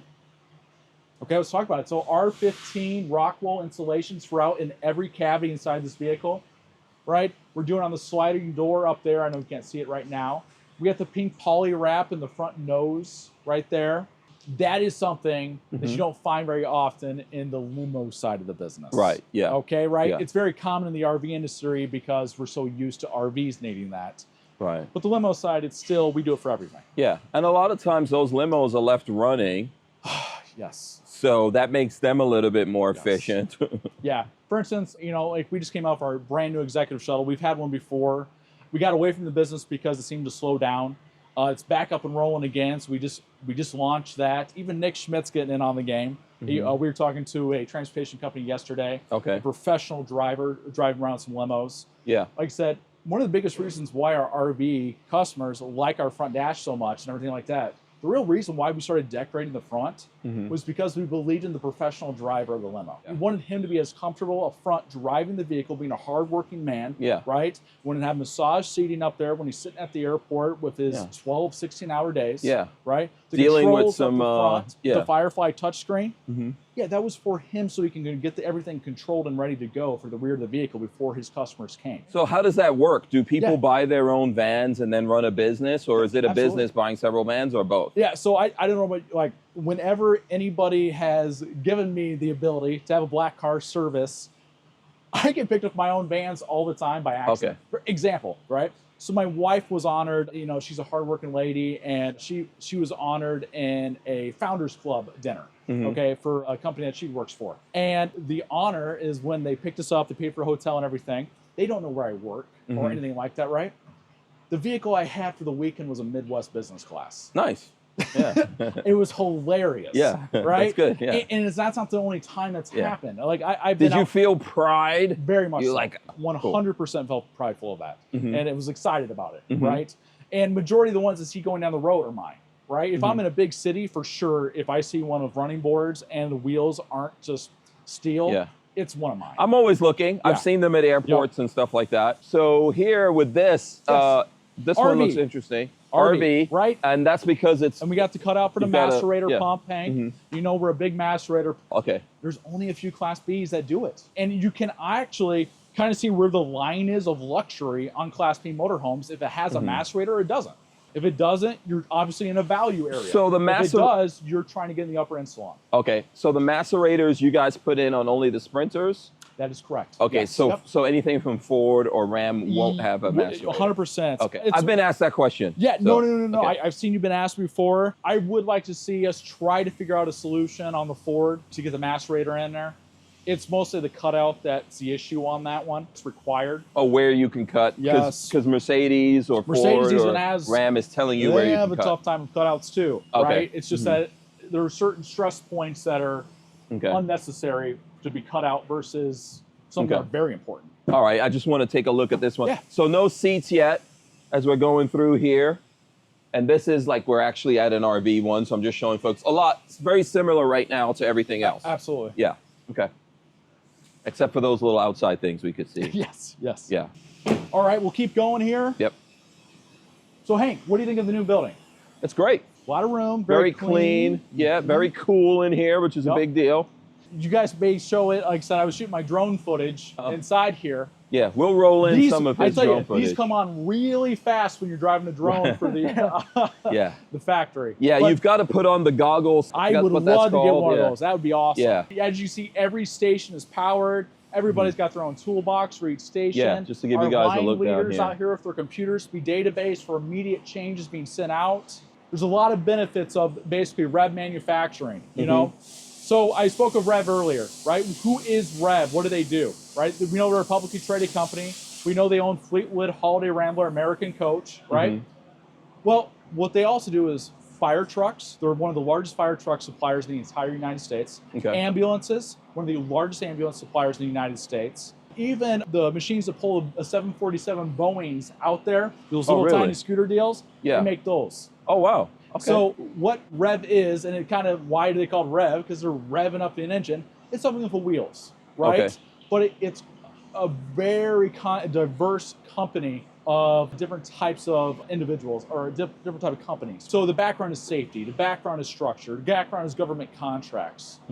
This is all the same type of lean manufacturing that you're getting at Midwest Designs. We're not just an RV factory. Our standards are higher than an RV industry. We're not some of these other ones that are in this very town. Yes, we you guys have to please your investors because you're publicly traded. We have to please our investors. And there's publicly traded companies. You have to put out reports and stuff like that. But it's the same lean management. CEO, everybody's running a fire truck division, running an ambulance divisions, where the standards are much higher than a leisure good for RVs. So, you know, like a lean management consultant for REV can go down to, you know, Cal, Florida, look at our ambulance division or fire truck division, and then they got to fly up to Elkhart, Indiana, and run for our facility. Oh, that's true. I know exactly where that is. Yeah, in your neck of the woods. So as we're going through here, these are still pretty much in that same stage. They are, right? Now some stuff Small is getting little up. things, right? Nothing fun for the camera. But now we're getting to the lifts. So what are we doing here at the lifts? This is your tanks. This is your generator. This is your lithium system. Okay. So you notice we have 4 different lifts right now. I wish there was something more exciting going on, but we'll check this one out. Let's see what's under this one. This is going to be one of those 144 cruisers. It is. Okay. I don't know. It is a 144 cruiser day. I do know sales have been pretty well for them. Here's one again. Oh, nice. Yeah. That's an interesting trend to see. Yes. Okay. Yep. So tanks, we've got probably what, gray tanks or something going in here? Yeah. You're gonna have your fresh, you're gonna have your gray, and you're gonna have a black. Yeah. Because Midwest Automotive Designs currently does not do any cassette toilets. We're all plumbed systems. Oh, okay. Right. Now, not saying the Midwest won't though, Hank. Okay.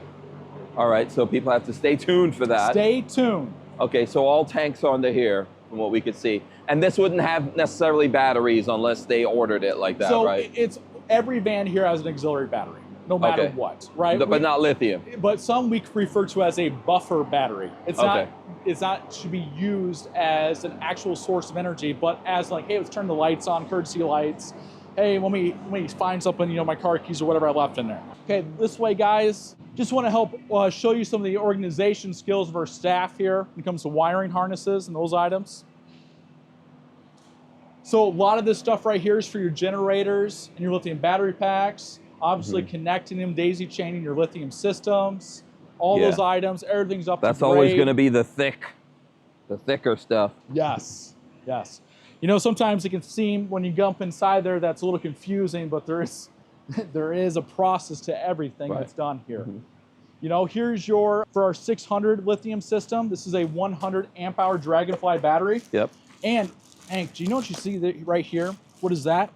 That's a heating membrane built into the battery. Oh, okay. So this is the new stuff. I got the question asked about that quite a bit. Is that, well, does it have a heating pad? No, it doesn't have a heating pad. It has a heating mechanism built into it by Dragonfly themselves. Oh, cool. So that's very neat nice stuff. To see these. Yeah, I've never seen these before. Trays underneath here, right? They're all powder coated.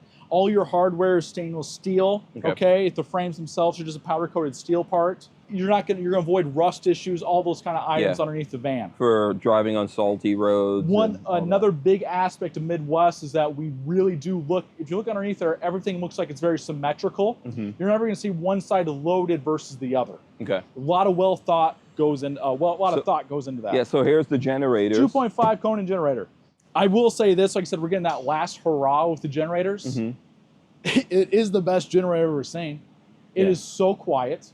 It is so efficient. And it does do the exact job as the lithium system. Listen, I have both, and I think the generator's good. I understand why people like it, want it. I had it. But myself, I'm probably moving just in the direction of lithium. The entire maybe second alternator. Yes. Because this is an engine. Yep. So it still has to be maintained, etc. So that's why I always tell customers, here's your game changer battery, the 3.0, right? I believe you've done a video on it, Hank, out in Reno with them. Yeah, Lola and I do a lot of stuff with Battleborn Dragonfly. Maybe you guys could share a link in the video below absolutely. on that. Yes. Right? We have some affiliate links you guys can use. So help support us. Is this the intelligent stuff you guys are getting? It is, yes. Okay. So the wake speeds, I believe this is a wake speed box right here. I see. Right? Okay, cool. So we buy the full kit from Dragonfly Battleborn. Okay. And this is all their newest advanced stuff. This is how we create our 1080 system. It's been great. I mean, honestly, I know there's been some hiccups here and there, but it's mostly been supplier related, such as like the solar panel coming out with the same exact wire colors, and then somebody switching to the positive and negative and creating a back feed. Okay. It's always just the smallest problem. Or Xantrex and Firefly having issues and communicating with each other. So Xantrex loses all of its information in programming. Yeah. Until someone standardizes all of this, which is unlikely to happen. It's never going to happen. Yeah, I tell people it's like an iPhone versus Android. Yes. So probably more people have Android. Yes. iPhone is a walled garden, so they control every single part that goes in there. And then there's lots of different phones that are Android, so all these different parts. Yeah. I don't see us in this industry ever like all agreeing on one thing. I was going to ask you about that.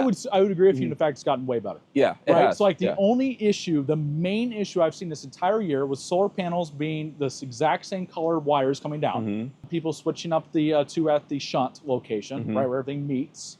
Or the Firefly not communicating correctly with the Xantrex controller, the inverter, and the Xantrex losing its information. Okay. Both fixes, extremely fast and very easy to repair. It's never been that easy before. Okay.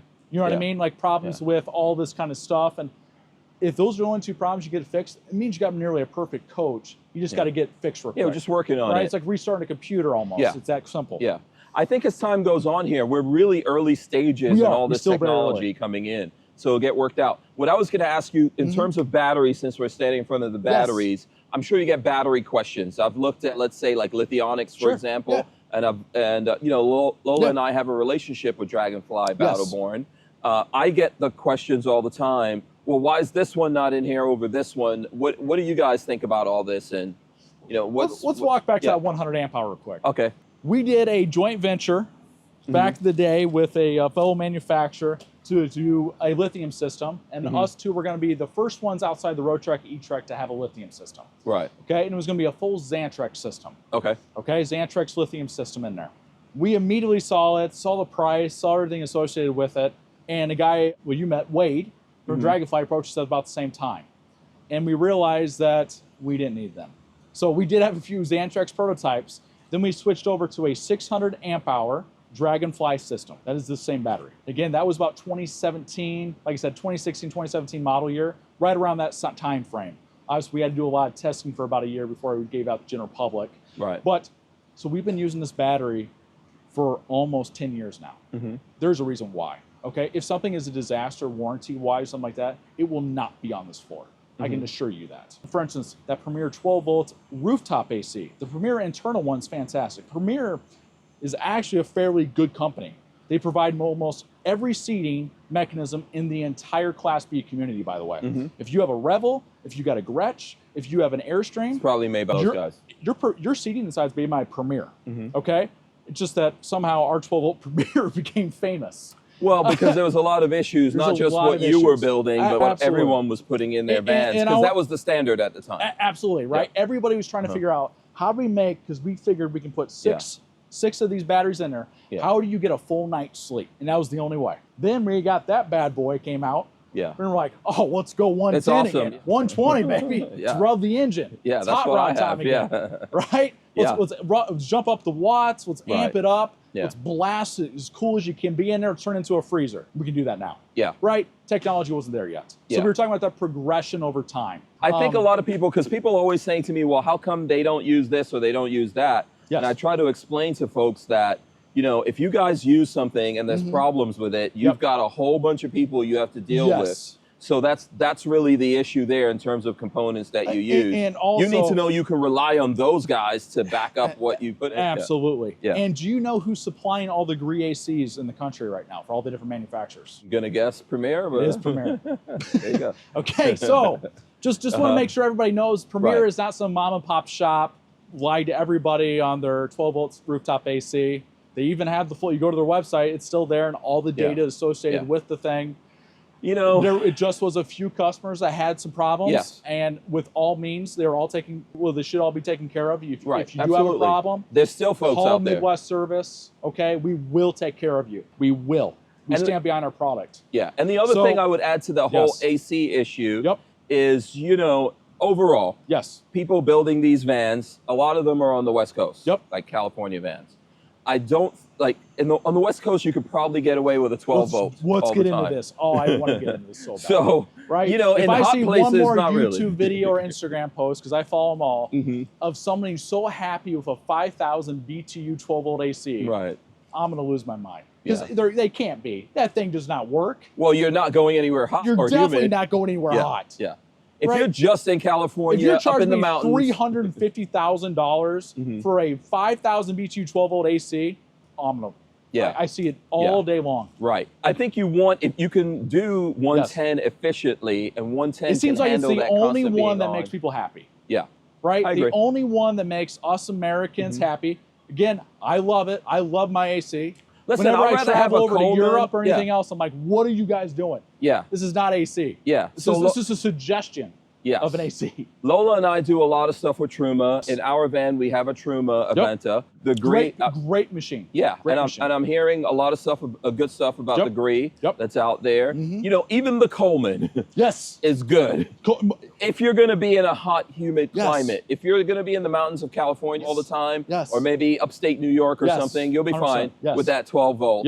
But if you're going to be like a serious, you know, Class B van person out there, you're going to need like a really good AC. 100%. And it really kind of like bothers me when I see companies that don't put that in. But they're doing it because they want everything to be 12 volt. So that's... No. Like I said, we're all just trying to fight this efficiency line. You have comfort and efficiency. Comfort requires energy, right? Efficiency requires less comfort. Right? There you go. That's the problem. We're all trying to become a more stable industry, right? Sustainability is a very important aspect. You know, we do think about that constantly. That's again, like I said, we're definitely one that's always been on our mind, being that we're one of the first lithium systems in the entire industry, not just for Class A's, like Class B's and camper vans. No, for like the entire RV industry. So pioneering that is something very difficult. Right? Having tankless hot water heaters. At the time we were putting tankless hot water heaters in Sprinters, you could only get that on tag axle Class A motorhomes. You know what that means? Whenever I say tag axle, everybody knows what it means. Over $500,000 plus. Well, and the problem is you could do whatever, you can't do whatever you want with your house. There are rules about your house, but there's more rules with these vehicles because it's a vehicle that was built by a company. So Mercedes, Ford, Ram. And it's a house. And then there's what is it? RVIA has rules. There are so many police officers.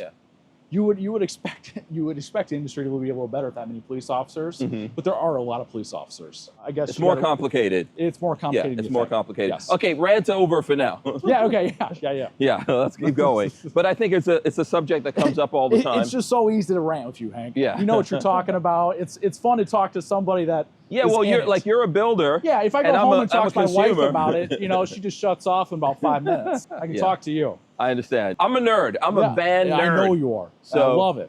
Let's see. So here, as we're going down here, we're progressing. This is some good stuff here. Oh, here we go. Timberline. Yep. Lovely system, right? Heat and hot water. Okay. We're on a Mercedes, so it's diesel driven. Okay. We have always had a diesel furnace on our lithium system since day one, Hank. Okay. Day one. Remember I said we have no propane in our first lithium system because, again, we thought that getting away from propane was going to be more luxurious. I hate to immediately get into it. I think one of the things I've discovered with propane, I like propane, very efficient. Okay, what I've discovered with propane, the more I get on the road, it's actually very difficult to get. So that's what I'm getting at. Unless you have those bottles you could swap out and take into Walmart or something. It's difficult to get. Here's the thing. There's places, a lot of gas stations have the propane. They're locked. They don't have the keys. They don't have the adapters. I think on my last road trip, I ran into about 10 different excuses. Sure, I believe it. And 10 different places that I literally couldn't get filled up. I know. And I said, okay, now I know why people are leaving comments on the videos saying, I don't want propane anymore. And I agree now. My experience with the propane aspect, the last van I took around the Great Lakes with my wife and our golden retriever, Warren, was a generator unit, okay? It was 4th of July around the Great Lakes. What are we gonna hit? We're gonna go to Traverse City. We're gonna hit all the grapevines. We're gonna have a camping at Interlock. We're gonna go across the bridge, and she's from Minnesota, my wife, right? Nice. Okay. You know, so I'm gonna go see her family on the other side. Well, it was very hot. And it's also holiday week. So it seems like only one guy at every one of these LP places can run it. And they're the head honcho. And they're on vacation during that time. Right. So I want AC before I go to bed tonight. So that was a nightmare. So when I say I like propane as a gas, it's a very clean burning gas. We have a lot of it in America. Great for cooking, great for a lot of those things. But it is definitely an inconvenience when you're trying to fill it up. Yeah, I totally agree with that. That's something you can only learn from experience. Yeah, 100%. When you get mad enough after you've seen about the fifth that happened to me. and it's 100 degrees outside. I was telling Lola was back in Florida, and I was telling her I can't believe that I can't get propane. On the road. Oh, it makes most sense. Yeah, so I know what people are talking about now. Feel your pain. So, and I've seen these guys. So this is that little control that turns into a clock on your van. Yeah, it is. Yeah, it is. Up here. Okay. Firefly is working on putting that into the Firefly system. Oh, okay. Just to let you guys know about Firefly in general, right? Everyone uses them. It's great. My perspective is a very involved company, right? Seem to be very well structured. They're like a tech company in California or something. So the tech company in Middlebury. They're not in California. They're here. No. And Hank, what is Middlebury famous for? Amish people? Amish people. Yes, that is correct. Who are awesome. That is correct. The number one technological company and advanced programmer in the RV industry is in an Amish town. Yeah, that's cool. That's cool. Funny. Just want to share that irony for everybody. Yeah. So why don't we use Garmin and some of the other ones? We choose Firefly. Firefly will take the time to go with the supplier of our, like I would say, the Gree AC, the Timberline, the lighting system, that pump right there. And we'll actually get a program for the Firefly system. Garmin, their bread and butter is yachting. Their stuff looks great. It's wonderful. I'm just not sure yet. I think they're starting to get into the RV section. They're starting to work with suppliers. Yeah. It's just that it is a network of people. If Garmin can meet majority of what Firefly does, I'm sure we would take a look at it, because Garmin is a better name. It's not necessarily an Amish country for electronics. Get nothing wrong with that, but there is some irony to that. Once again, this is going to be an issue of standardization. 100%. And, you know, the whole iPhone, Android phone thing's going to come up. Because all the components are what matter. Inside of there. 100%. But I prefer to be able to take out my phone. And control everything on my van. So Hank, let's talk about that. You just said take out my phone and control everything in my van. So you've heard of the Mura Bluetooth app. What you do is you can control your Firefly system from a Bluetooth distance. As long as you're close to it. So Hank, stand here. Oh, I can't control my van anymore. All right. So we don't see that as a solution. I want to be able to do that anywhere in the world. Correct. So during the last few years, we basically took the money that we would pay for that app that seems worthless to us and put an additional Firefly touchscreen by the driver, which everybody seemed to love. Yeah, that's a great. I think that's a very good compromise. Right? Because you can control it. Like if you just sit that lights are still on. That's a feature you can use. But Hank, we have got into something that's only been kind of on high-end diesel pushers. The Eclipse module. It's a cellular control system for your phone. So now we're getting into something that's actually a usable product, and for people like me who have dogs, right? And again, every rally you go to, dogs everywhere. They're like me, or like you, everybody else with dogs. Now I can control the entire coach from no matter how far away from a cellular distance. Cool. So that is an option on every Mercedes, every Midwest Automotive Designs right now. I just want to make sure everybody knows you've been listening. if you've heard me say stuff before about it, I've always suggested waggle, right? Waggle, you can at least monitor what you're doing, right? You can't control anything, but you can monitor and make sure your pets are safe. This will be able to control and monitor. Oh, good. Okay, cool. So very, very we're going to cool start stuff. seeing that out in the field, right? Yes, absolutely. Okay. First ones for ship were for Nick Schmidt at Sunshine Steak. Okay, there you go. So this is more the shelling parts. Process? Yeah. Okay, so we got shelling parts. We have names on every one of these, unit numbers. As you see, there is a lot more than just a panel board that goes up and just stapled in. Right. There's contours everywhere because that roof is not flat. Dodge and the Ford are more flat than the Mercedes, but the Mercedes has a contour around the entire thing. It's what makes it so beautiful. So as it comes up, it's arching? Yes, and it also makes it so efficient. The drag coalition on the Sprinter is fantastic for its size. That arch is stronger. It is. Yeah, versus a flat. Yeah. It also is another reason why when you step into a Ford, it feels more open because the Mercedes did at the top come down on you a little bit. Yeah, same thing with a Ram. A Ram is very wide and it has box feel. Yeah, so engineering-wise, Mercedes is always going to go for engineering first. Yes, you just see all the contours for the top of the ceiling of what we're doing here. Just the attention to detail. Right. So this goes in, and then everything goes in over that. What this stops, guys, is stress fractures down the road. So your vehicle itself will create a stress factor if you put a piece of wood and have a bin just sitting up there. We're already doing that for you. Okay. And again, this one right here, this is going to be your front here, so this will be a max air fan there. Then your Gree AC will be sitting in there, and then there's all your light holes right there. Of course, we got water for everybody here. It's a very cool environment. Good. Yeah, okay. We believe if everybody in here is very comfortable, their work is also going to be superior. So here we go. So this is some of that going up inside? Yeah, absolutely. Let's take a look here. Okay. So we got an MD4 here, the most popular floor plan before COVID, and then the Revel happened, and then everybody copied it. Right. Yep. You know, I was talking to someone the other day at a show. I said, I hope the guy that came up with the original Revel floor plan as a patent or something? No, just at least got a recognition or something. No. He wasn't some just engineer in the back room. I found a lot just had his ideas stolen. Yeah. And everybody in the industry duplicated it. Well, that's what I find. Like, I find there's people in the rest of the industry that are just basically cloning a Revel from Winnebago. Yes. And then they think they're geniuses. Yes. Yeah, no, you're not. If you take a look in here, most of the wiring looks like it's in. It is, yes. Right? Plumbing is in. There's heat right there, okay, from that system in the back.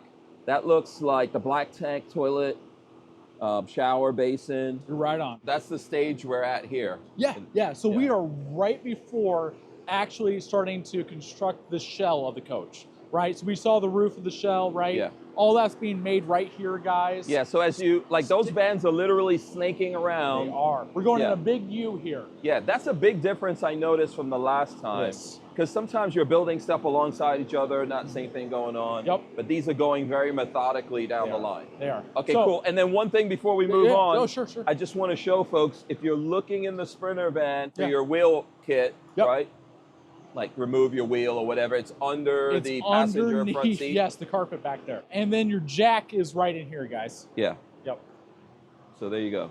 All right, cool. All Just right. a little tidbit. So moving on here, this will be pretty quick around this loop right here now. So shelling, we already got some of our walls going up. We got that ceiling in now, right? So a lot of cool stuff's going on. Everything's cut out where it needs to be for everything as well. Yeah. Obviously this thing's gonna get kind of hot in here, right? Yeah. So it probably should be really close to just a bunch of fabric. A lot of thoughts and ideas have gone into it over the years. It's one of the benefits of that. Intelligence is a wonderful thing. Experience is even better. So let's move down here. Yep, we can start seeing some of the map and finish. Oh, this has a gray. Yep, we got a gray interior, our medium graphite. It's been around for a long time, just as our tans have. But as you can see now, we got our roof fabric lined in there. And then behind every bit of fabric, you see that 1/4 inch foam. Lola, if you look to your right there, you see everything is designated. Nothing is just thrown in a coach. Every station, everywhere, has their order for what they need to produce, and then their unit number to produce that. Obviously, all your blue and caulking. So rear fiberglass mold for your rear shower. That was a big deal when we were kind of out with it early on, a fiberglass shower, because everybody just used laminate sheets inside there, and and then caulk the corners everywhere. We had a 2-piece tub. We had your tub that you guys saw in there, and then our mold on top. And cubic feet wise, it was the largest we've seen at that time. I noticed satin finish black on this. Yes, I'm so glad we ran into one. Yeah. So we do our own custom paint shop here at Midwest Automotive Designs. This is a brand new paint that we're experimenting. We do a lot of matte blacks. Okay. This is a carbon matte black. This is a darker matte black than what we're used to producing. Okay. So previously people would get a vinyl wrap to do this. Now you can get a paint job. Correct. So yeah, a little bit darker hue on this one. Really like it. Just know it's going to take a little bit to get it clean though. But it's very cool. Very, very cool. You have to be very careful with this, how you polish it. What I notice is if someone gets a matte black, they typically have someone that's a good friend or someone who works for them that washes vehicles for a living. Right, yeah, be very careful with that finish. Yeah. White interior there. Oh, okay, yeah. It's pretty good. This looks like, so this is a cruiser. Yeah, More than likely, let me take a look here. Limo, like So I can actually, see some lighting is getting ready to go on here. Well, Hank, you may not know what this model is. It's called a G55. Okay. A G55 is a conversion van. Okay. So there is nothing unique to this other than the fact you'll have captain's chairs going back to a rear sofa. Okay. We also have a G45. Okay. That is a 144, just conversion van. Oh, that's how Lola and I started. Yeah, yeah. So conversion vans. Okay, honestly, cool. that's how it really starts. Yeah, yeah. Remember back in the days, our kids grew up in a conversion van. That's why they're kind of spoiled. Yes, yeah. Yeah. TV in the front. Yeah. And actually, speaking of conversion vans, this is Jim Brown. Oh, okay. How are you guys? Good. How are you? This is one of the this gentleman was trying to fatten us up this morning. Jim Brown. Oh, yeah. So Jim Brown is one of the main contributors to Midwest Automotive Designs. Oh, okay. Cool. He's worked here one of the longest. Yep. But his history and his experience, speaking of intelligence and experience, it's great to have a guy like Jim Brown that has both. You know, his first van company he produced was Chariot Vans in 1978, right, Jim? Wow. Early 78. Early 78. Nice. And what was the brands that you built? Like a what? GMC? GMC, Chevrolet. It morphed into... just so we can get your audio. Yeah, sorry. We ran into him. Yeah, we didn't, there you go. Awesome. Well, Chariot morphed into Imperial. Imperial wound up becoming part of StarCraft. So I guess over the years, I've been responsible for, and companies owned a little over 260,000 vans produced. Wow. So, yeah. So experience. That's a big deal.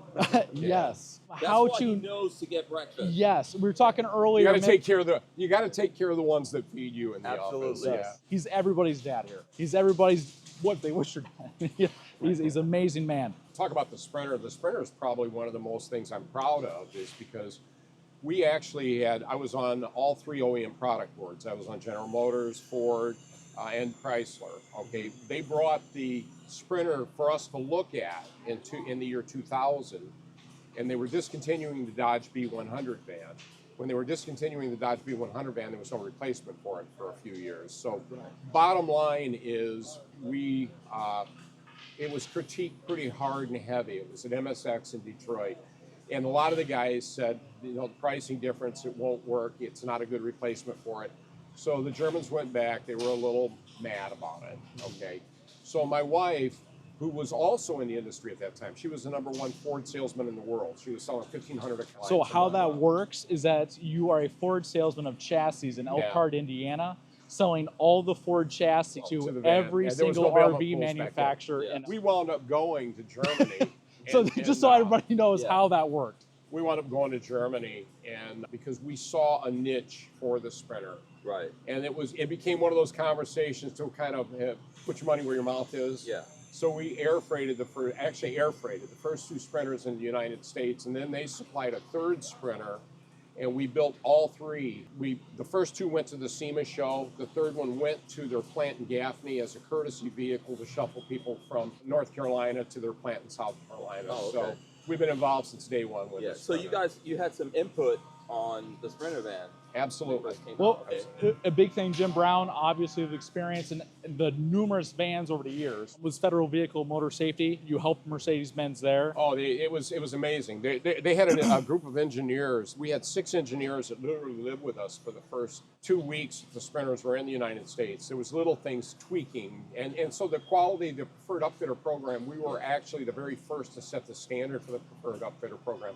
Ron's father, Seats, Adnick. You know, Adnick did all of our pull testing, all of our FMVSS testing. So, I mean, they were very instrumental in getting that product to the United States and getting it tested correctly. And if you think about it, right, those first Sprinter vans became so popular here that it even influenced Ford to actually bring the Transit here. Yeah. Because they were doing the Transit overseas absolutely. up until then. It was a European design for a van. They didn't know if the United States would be ready for it. Yeah. I mean, Mercedes the one gambled on the idea, really. Go back further. One of the problems they had when they initially brought the Sprinter to the U.S. is they had no Mercedes-Benz dealers for the product. So it was marketed through Dodge and Freightliner dealers. Right. We were the company that had a plant in Gaffney, South Carolina that rebadged every Sprinter. We'd get them in as a Mercedes and it became a Freightliner or a Dodge. We were the company that rebadged. So all those Freightliners, I had some friends with those. Interesting. Okay. So yeah, I was on the Mercedes product board for the Sprinter for 14 years. Okay. You know, from 2000,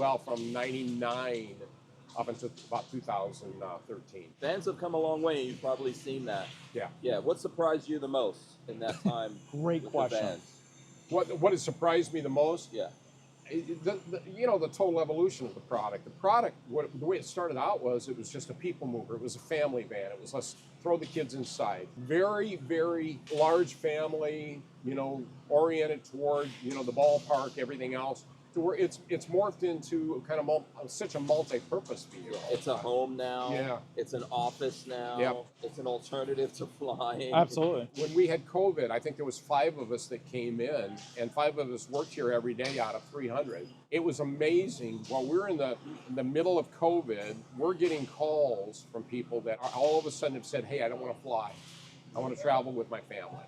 I want to." And we came off COVID with an order bank you would not believe because of that. That's where we got in.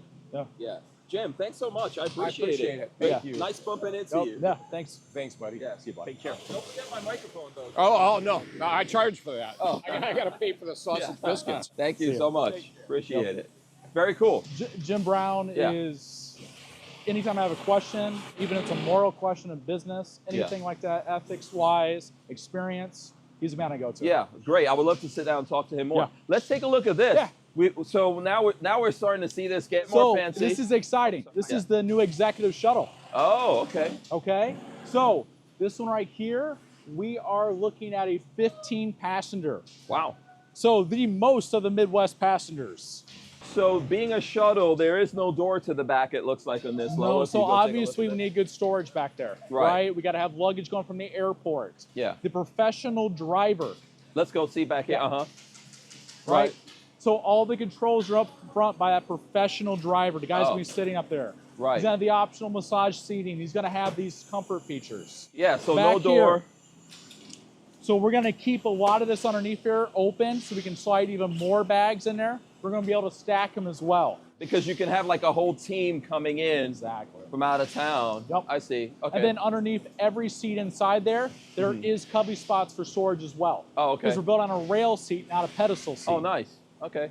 So now this looks like a more traditional cruiser in terms of what we would see in the back, right? Yes. Yeah. Yes. So like you guys do what would be considered a rear bath kind of thing here, although that's not really a bath. Yeah, great. So how come you never do an actual rear bath? Well, Hank, you just got here too soon. Oh, I see. We have an S5 here, cruiser. Right. All right, so we've seen a D6, the S5. We're going to have a toilet here. Across from here, you're going to have some storage. Right. And then we're actually put the galley on the inside of this vehicle. Kind of unique. Oh, the galley will be inside. It will be inside because on this I one. do get questions. People are like, oh, I don't Where do you put storage? Or also, they don't want the toilet here. So, and then the sink there. So what do they always say? Impersonation is the most sincere form, right, of flattery. Yes. Right? Why is it that everybody who copies us does the exact same design? because it's the best way to actually do it. Yeah. I know it's weird. It's not ideal. But if you want as much people in there as possible, that's the way you got to be done. Yeah. Like I said, you know you did something right if everybody tries copying you. Yeah. But sometimes, I mean, this is a very small footprint that we're dealing with here. Yeah. So there's only so many ways you could do this. You know, there's been, on this let's product, take a look at how this is progressing. This is one of those products where, again, Mercedes, everybody thought we were crazy. I tried to sell this at an RV dealer. They weren't going to sell. Now everybody in the world wants one of these cruiser products. It's turned into a Learjet on wheels. It's perfect. It's such. Fun, it is the epitome of multi-use. If you're going to go down, we have a video where we talk about this. If you're going to go down to like one vehicle for the family, for all the extended family, like boyfriends, girlfriends, friends of your kids and all that, or a team, you know, like a lot of folks out there are coaches and stuff like that on the team, and they got to get the whole team around. You want everyone to be in one vehicle. Perfect. That's it. We're going through here. If we see something, I like the color on that. What are we looking at here? Yeah, for sure. So, my eye always play tricks on me. Okay, I believe this is going to be a pebble gray. You also know stone gray, right? So pebble gray and stone grays are sisters. One has more of a gray undertone, the stone gray. Pebble gray has more of that safari. Yeah, so this is lighter, that's darker. Absolutely. Yeah. Okay. So is this a Patriot? It looks... It looks like it. Yeah, it looks like it. Yep, so we got ourselves a Patriot here being built. Cool. Because I see you've got... Just a little attention to detail right there. Yeah. You know? So all of this has insulation in it behind it. Yes. I like that the doors comes down. This is your rear storage, so you can go from inside, outside. Yeah. Bed here. Yeah, bed will be back here. And Hank, later in the video, I have something really cool to show you about some prototypes we're working on for a rear bed. Okay, cool. So we'll go to that as well. All right. Soon. Is the AC in this yet? So the AC is in it, but the shrouds. The shrouds, yeah. Also, guys, just want to show, I had a friend come do some marketing for us here at the factory, and he's like, oh boy, it looks like that one got into a crash. No, it just got removed. Everything on there. Thank you a lot, Brady. He's like, wow, they're all getting hit. They all got crashed. No, we can take everything off, get them painted, make them look nice and sharp. Color coordinated grill here. Yes. And then even some ground effects. Absolutely. Now, one question I get. Look at your step for your bumper, how sturdy that is. If you guys ever want to know if that step for the bumper was set into fiberglass or steel, now you know. Yeah, it's on steel. Yep. So now I do get the question of the ground effects being taken off or not had on there. Because some people, you know, if they're going more off-road, they're worried about dragging things or whatever. So what do you guys think to that? Midwest, we've done them forever, the front ground effects, right? Again, it's just to make the vehicle look a little less like a van, right? To make it look more streamlined, make it look a little prettier. Knowing an all-wheel drive for our ground effects, it's still 11.5 inches.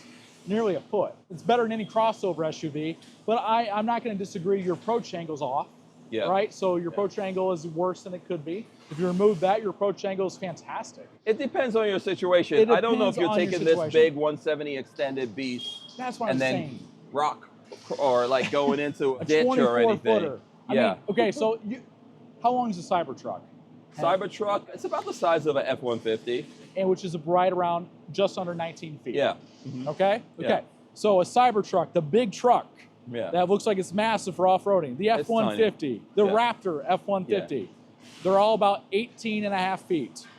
This is 24 feet. Yeah, this is not for that. Just want to make sure everybody's on the same page. No, if you want to do that, you'll go with a 144. 100%. Yeah, right? and then you could take 144 gets you closer, 19.5 feet.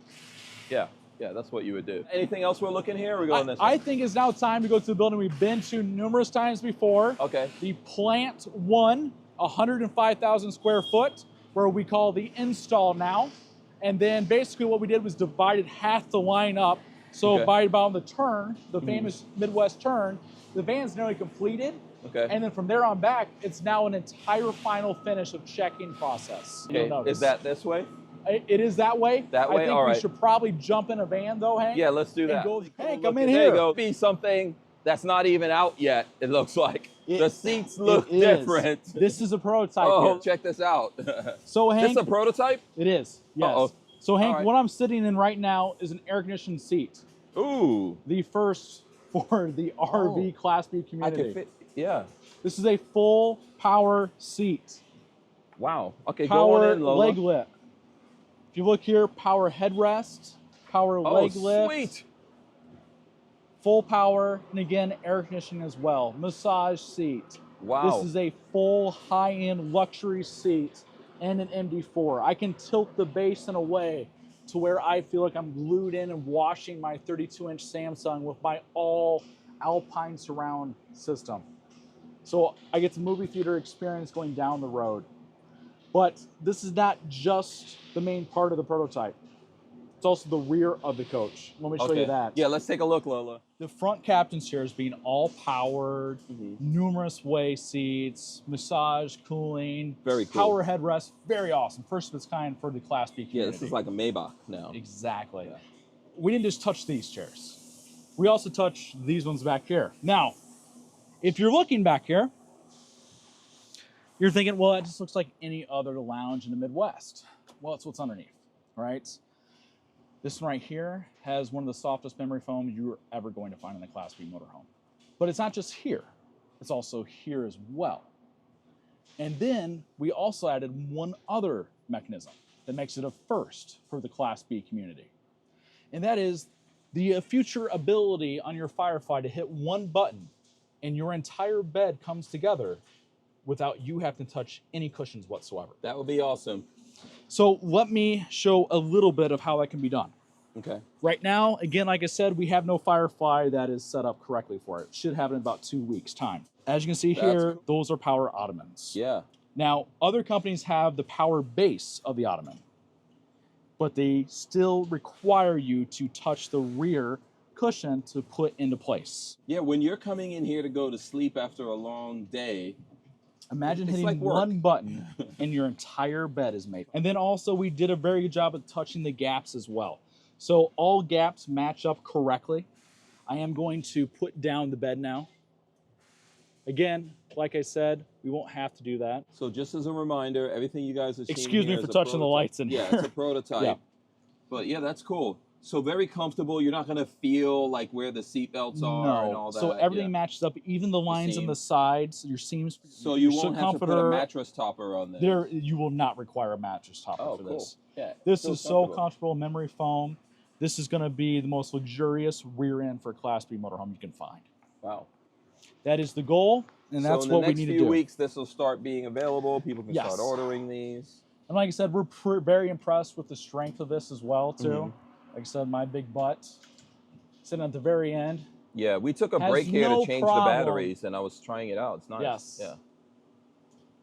Going back and forth, it has no problem with me on it. That's cool. I also like the finish that's in here. What is this finish again? Milkweed and ash, one of our most popular colors. Yeah, Nick so visually amazing. Yes. Visually amazing. It just felt like the right color scheme to do this prototype in. Right, with the beautiful lounge seats in the front, multiple power, and then the first bed of its kind where it requires no effort on the owner's part to put it together. Right. Besides a button initially on the Firefly. So I just push a button and then I throw the sheets on. Yes. No mattress topper, nothing. No mattress topper is going to be needed with this much memory foam on here. Okay. And then one thing we were testing out, like I said, this took a long time to figure out exactly how we wanted, many different variations. And this was an in-house project, by the way, because, you know, we make our own seating in those items, was the comfort of the ottomans, okay? So when we first did it, we did it how everybody else does the little power ones, and we just added the power mechanisms to the rear as well. Well, there's a board that everyone's used underneath there, okay? They're not sprung. And we couldn't figure out, okay, well, the rear sofa is extremely comfortable with that 5 inches of memory foam, but the ottomans were still a little stiff. So we just basically made mini sofas of that. And so underneath here is a sprung material. What the end result is that everywhere in this bed feels as comfortable as every other spot. As every other place, okay. So if you wanted to, you could go head to toe, at least on the passenger side of the van. Absolutely. Yeah, okay. And then one other item too that was such a benefit, you know, the wardrobe side, everyone has a wardrobe right here above their ottoman. This seat has now become so comfortable, the sideways seat right here, and a fairly good backrest, that this is 100% a usable seat going down the road. So we 100% gained an additional seat on our MD4 that is comfortable. Okay. I really don't see, obviously, it's still riding sideways isn't always fun for everybody, but this is a comfortable seat. Everything just feels good sitting here. I kind of melted into this little cushion here. It's got, like I said, sprung underneath, 5 inches of memory foam. Same thing for back here too. We just wanted to make the most luxurious back end we could in a Class B motorhome, and I think we did it. Yeah. So very cool. I can't wait to see it out in the real world. What are you gonna say? No, this is going to go to Sunshine State. Okay. This one right here, our first prototype. Yeah. Nick, the minute I told Nick about it, he's like, I'm in. Let's go. So just for folks out there watching this, we're kind of burying this as an Easter egg in the video.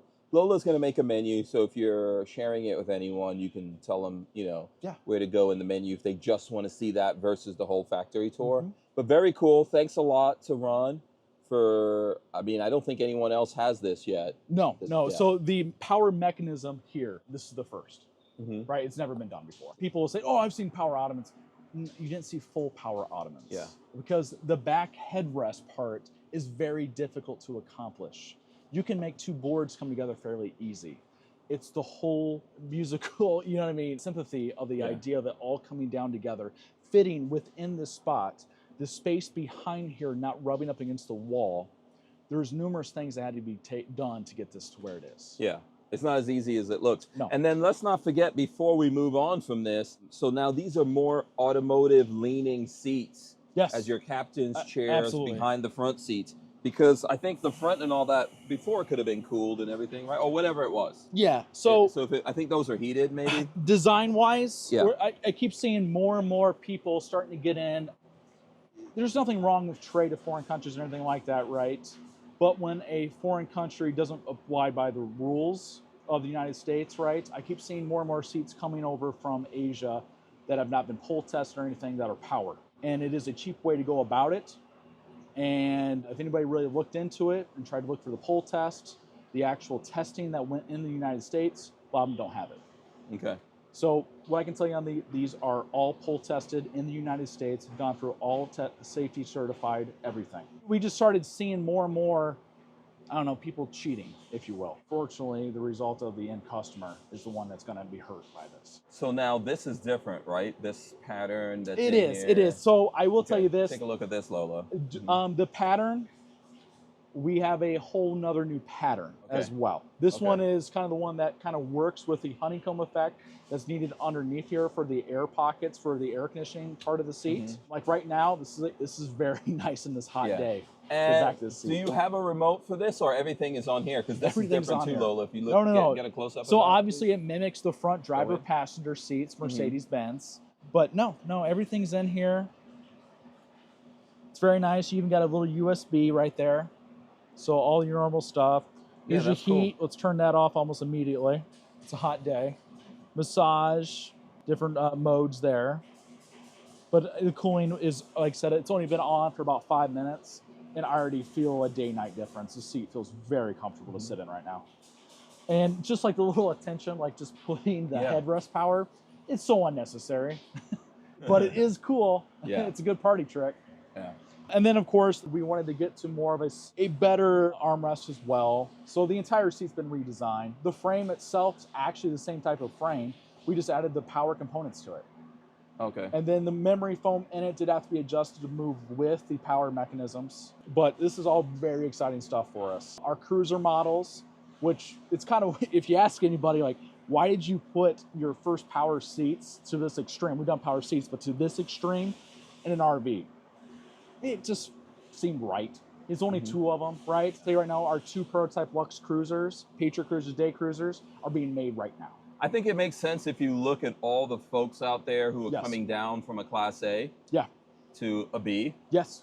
I think it makes sense. Yeah. This is something they would expect in that and then find here. Yeah. Like I said, I'm very proud of these front seats, but I'm way more proud of the rear. Just because I was going to all these rallies, talking to customers, I see a lot of memory foam toppers. I see a lot of that kind of stuff. Yeah. And be able to basically make their dream bed for them is super cool. Yeah.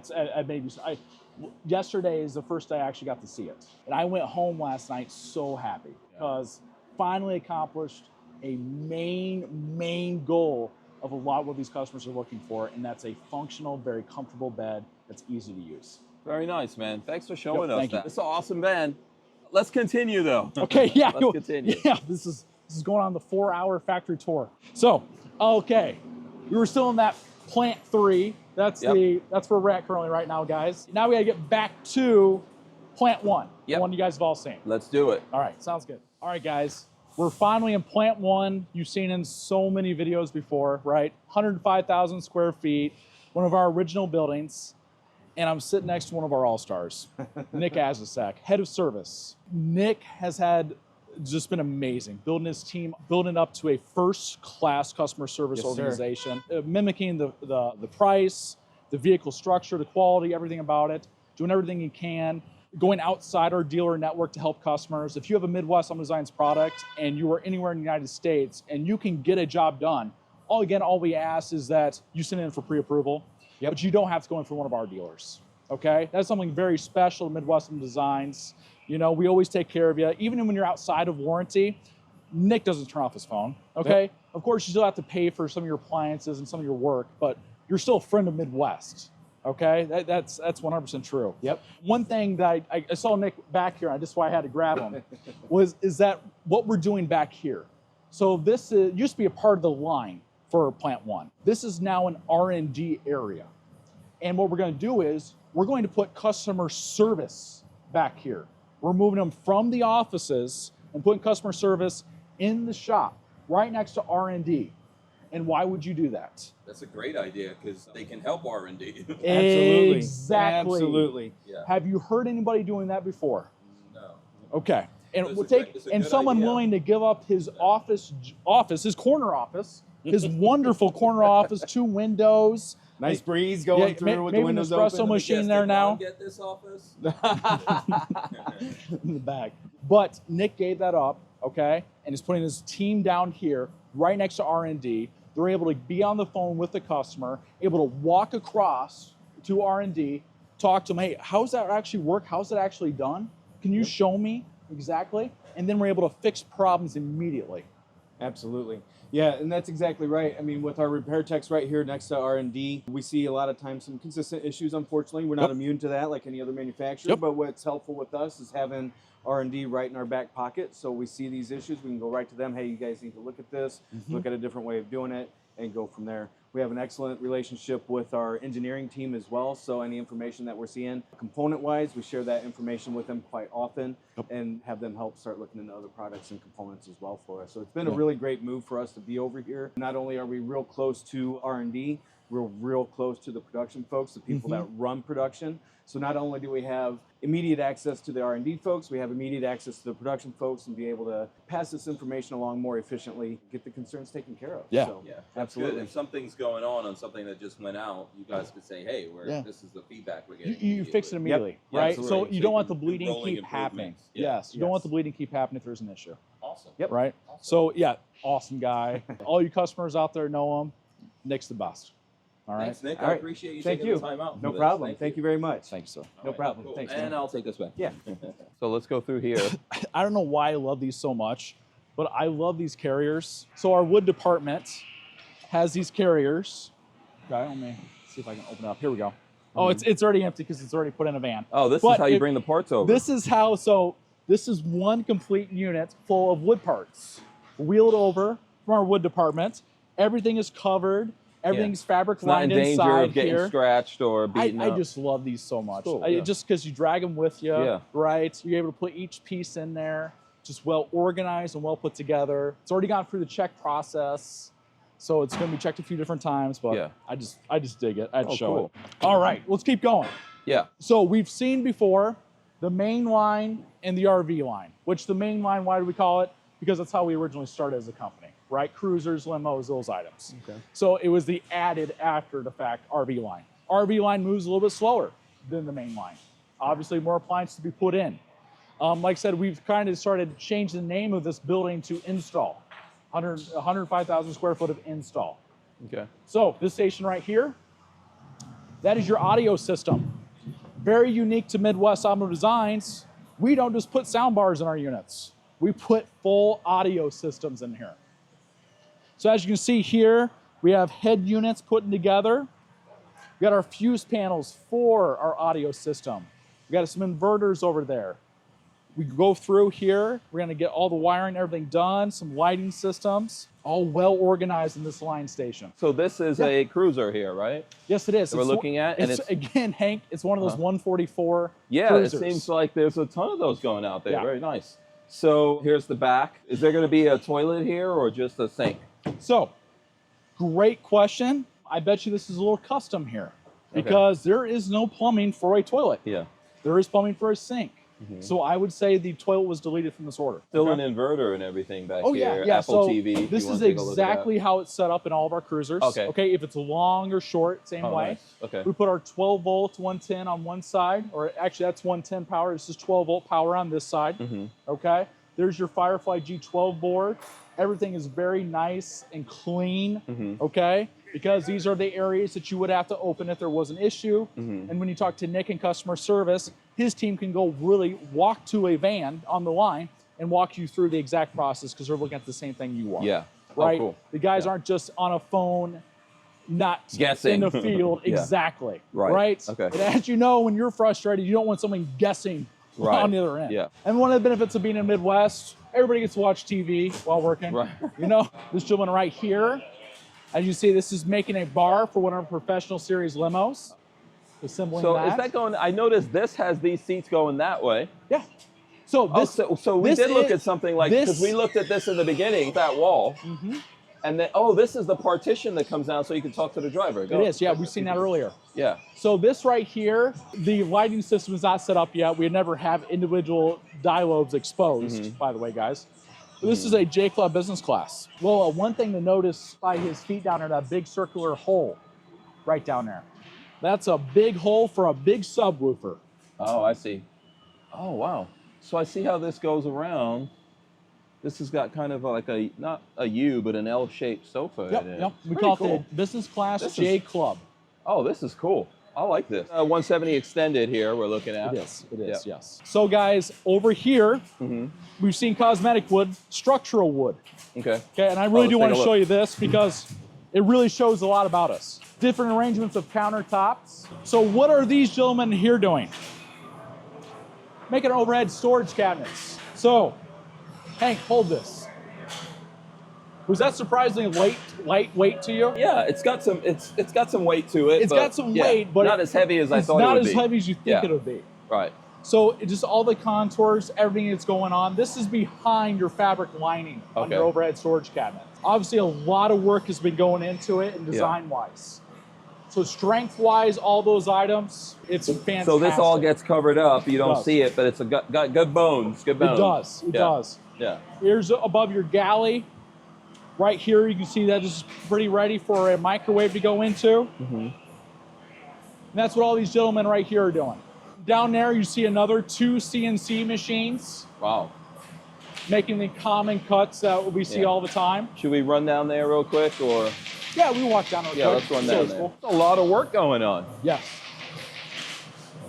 The CNC is going. Yep. How many CNC machines do you guys have at the factory? So for wood 4, 4. we also have a couple in sewing. Oh, okay. Oh, And we'll go look at those here while we yeah. go back down Oh, the that's line. cool. Yeah. There's a lot going on. Yeah.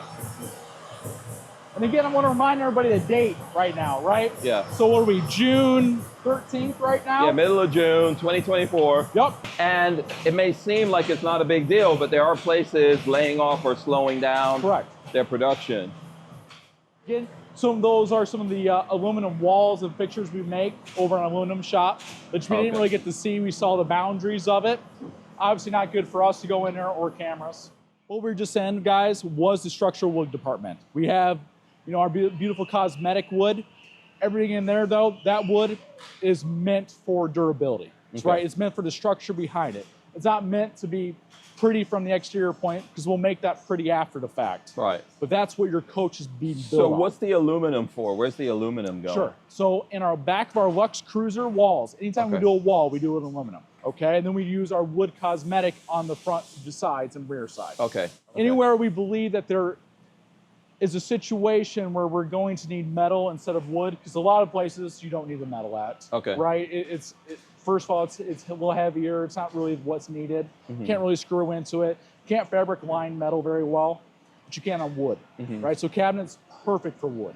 Walls, on the other hand, long, sturdy structures need to go from top to bottom. They need to be able to take some weight, Aluminum. I know this sounds kind of funny, but I just found this out. So we're using one of the largest bowls in the RV industry. Really? Yes. Good. So you will have a comfortable seat inside of any of our Patriot or Passage. It is a large oval. Okay, so let's just take a quick look at this here. So this is what are we looking at here on this one? This is definitely a Patriot. Yeah, right? absolutely. Yeah. So what we have here is a Patriot with a weave flooring. We're starting to experiment a lot more into this. It's got a nice soft touch to it. It is designed for boats. It does have some water resistant properties to it, just like our laminate is. There is some grain, right? So a lot of people talk about, oh, I don't want it to get dirty. It's true, this will be dirtier than your typical laminate because that's a complete flat surface. But also more traction. Exactly. There's a lot of benefits as well. Okay. And one can be cosmetic. More fabric wrapping from the structural wood department. That's a piece of wood that would have came out of there, and now it's getting its pretty finish to it. Yeah. What's interesting is, like, if you're wondering how these guys are moving these things around, you've got some little seat setups to do it. I know that, you know. I don't know what the top speed is rated for OSHA on that, but you can move around. Something. Yes, you have to have something to move, drive them around. We'll walk around this way. Speaking of seating, so we're about to walk into the sewing department on this side. But how it is done is that these guys are putting the skins on for the seating department. Okay. Okay. So our sewing department's doing all the upholstery. These gentlemen right here are grabbing the seat frames and the foam packets and putting it all together. Okay, so these are seat assembling going on.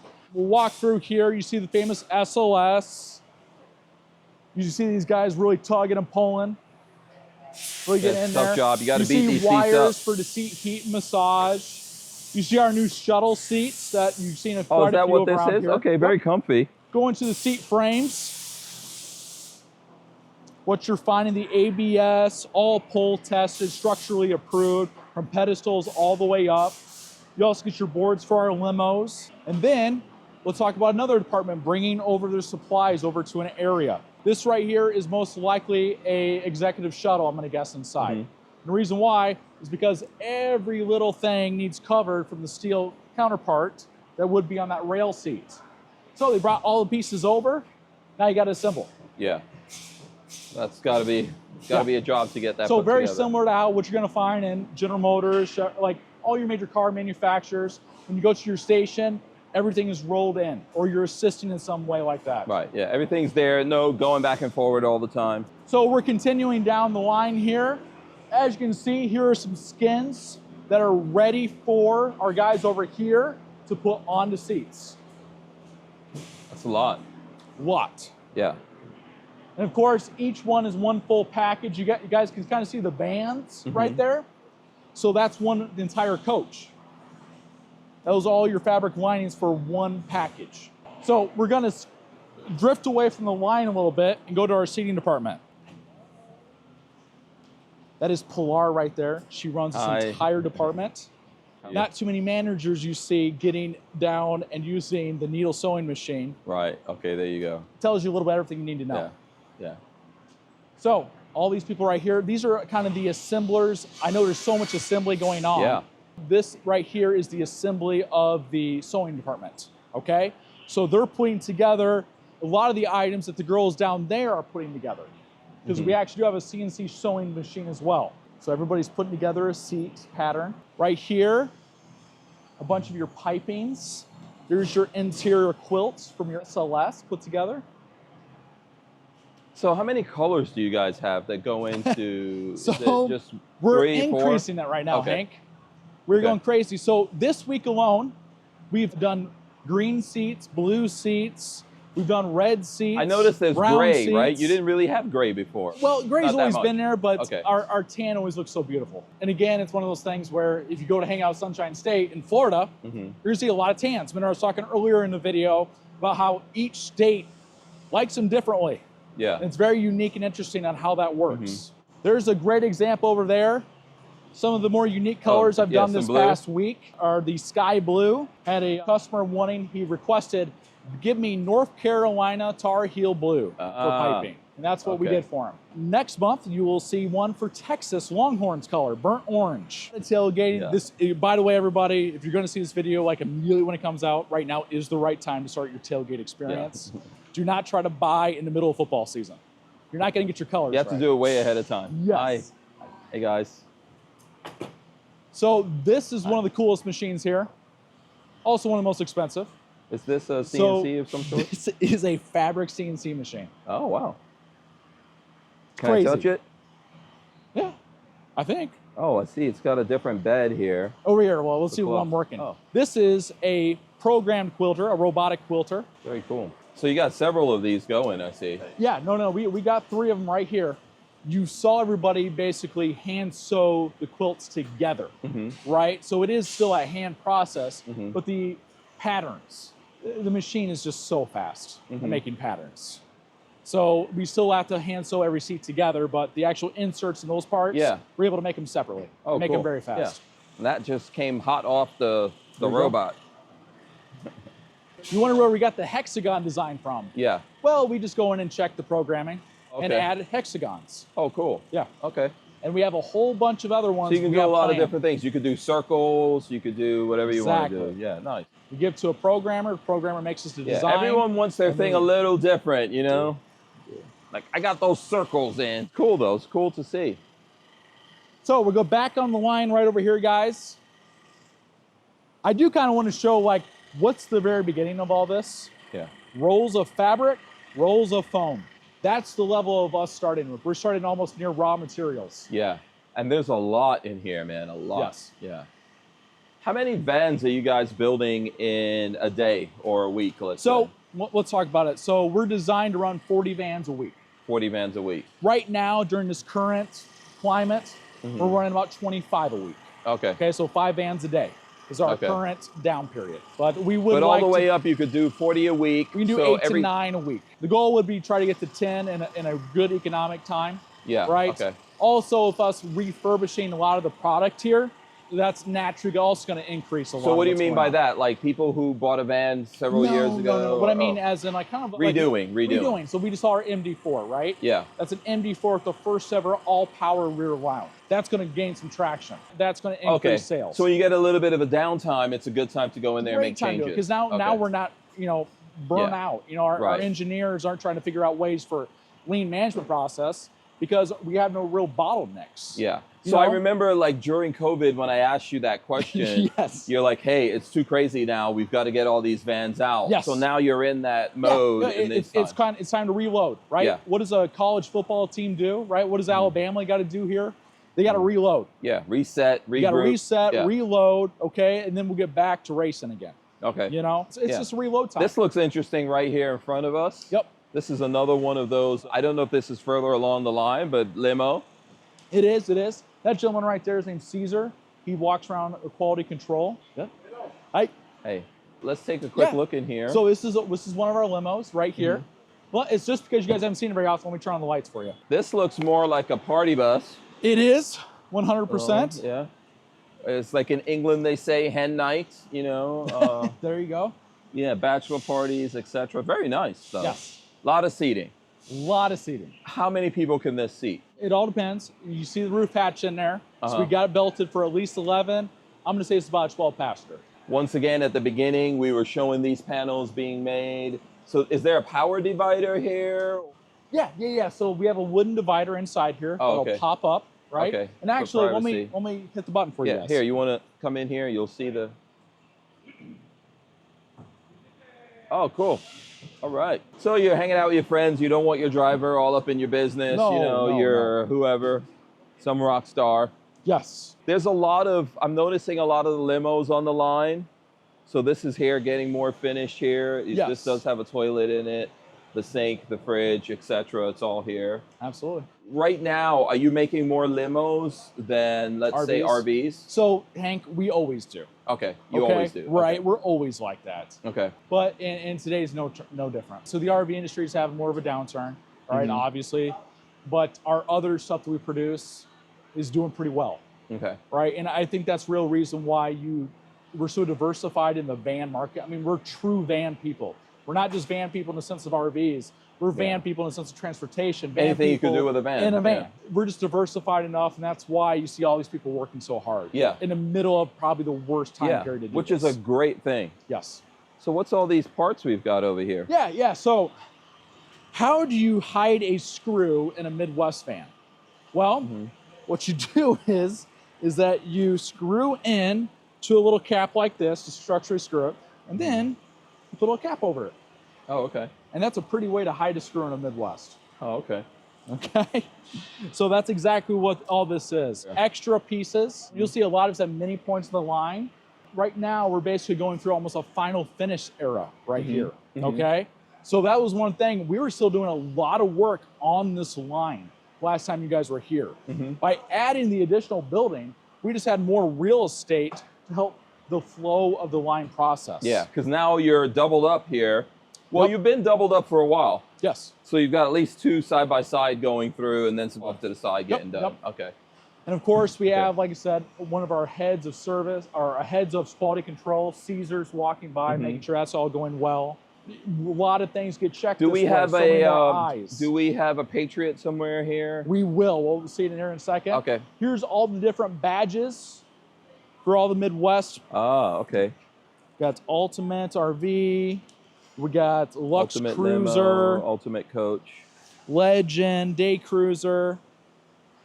All your little Midwest badges. At this point, we better badge it. So we won't be seeing American Coach. Not in the vans. Not in the van. No. Yeah. We talked about this before in a few other videos, right? Yeah. So we'll go we've already touched everything, right? Yeah. Might as well touch this as well. We were bought in 2017 by REV Group.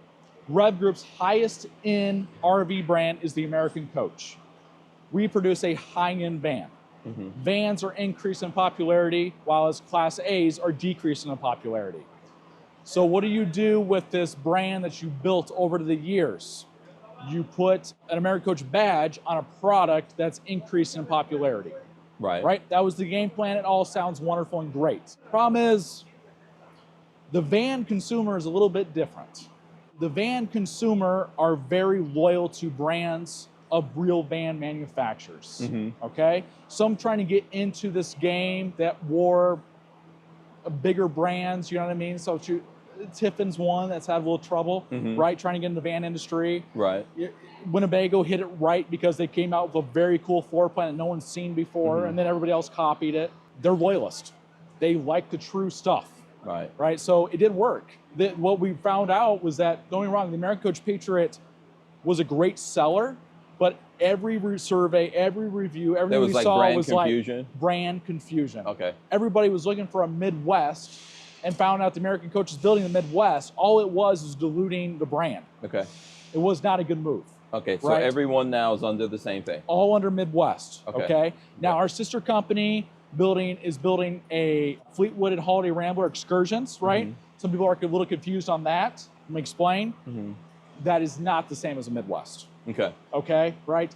That right there is a much lower end product. Midwest is a high-end luxury brand. And so that's not built here? So they are built here when it comes to chassis going down the line, but they have a completely different build department, everything. Okay, right? Understood. Engineering staff separate, everybody's different. It's just that what we created here as a monster manufacturing-wise is a great place to build vans, right? As you can see here, but did you find any Fleetwood Holiday Ramblers on this line today? No. Exactly. Okay. Right? Makes sense. So this is a Midwest facility. Okay. But we did run through some of them for those guys. Yeah. Okay, cool. Because again, what's the answer? Class Bs are increasing, Class As are dying. We have some famous old brands that are dying. They need to consolidate the brand, all that kind of stuff. So here's the grills we've been talking about right here. Here's one. Yeah, here's a painted one right Pebble, here. is this looks like pebble gray or stone, one of those. You guys have seen it a lot, but there's one sitting there, about to go on a van probably. Yeah, absolutely. Let's talk about the new Heritage a little bit. Right, you've done a video of it before. Here's a Heritage cabinet. So this is structured a little differently? It's laminated wood. So it's from a typical, just like how everybody else does it. They buy from a supplier. We put it in, right? It's one of those ordeals. And I actually want to take you right over here to a Black Heritage. Here you go, guys. Going in, Lola. So this is a graphite interior MD4 Heritage. Right. This We has have the octagonal hexagon pattern yeah, for our seat in there. So curved on the cabinetry. A lot of radius. Like I said, what we're looking for is kind of a European finish. Okay, a lot more modern. So if you want something that's in the more affordable or entry-level category, you're looking at a Heritage, or how's that? Again, I do want to say this, again, it's Midwest entry level. This is still extremely high end. Let's talk about what's on this. We got the Gree AC, we got the Timberline, we have all those high end features that are on the Patriot. Yeah, still here. It's still here.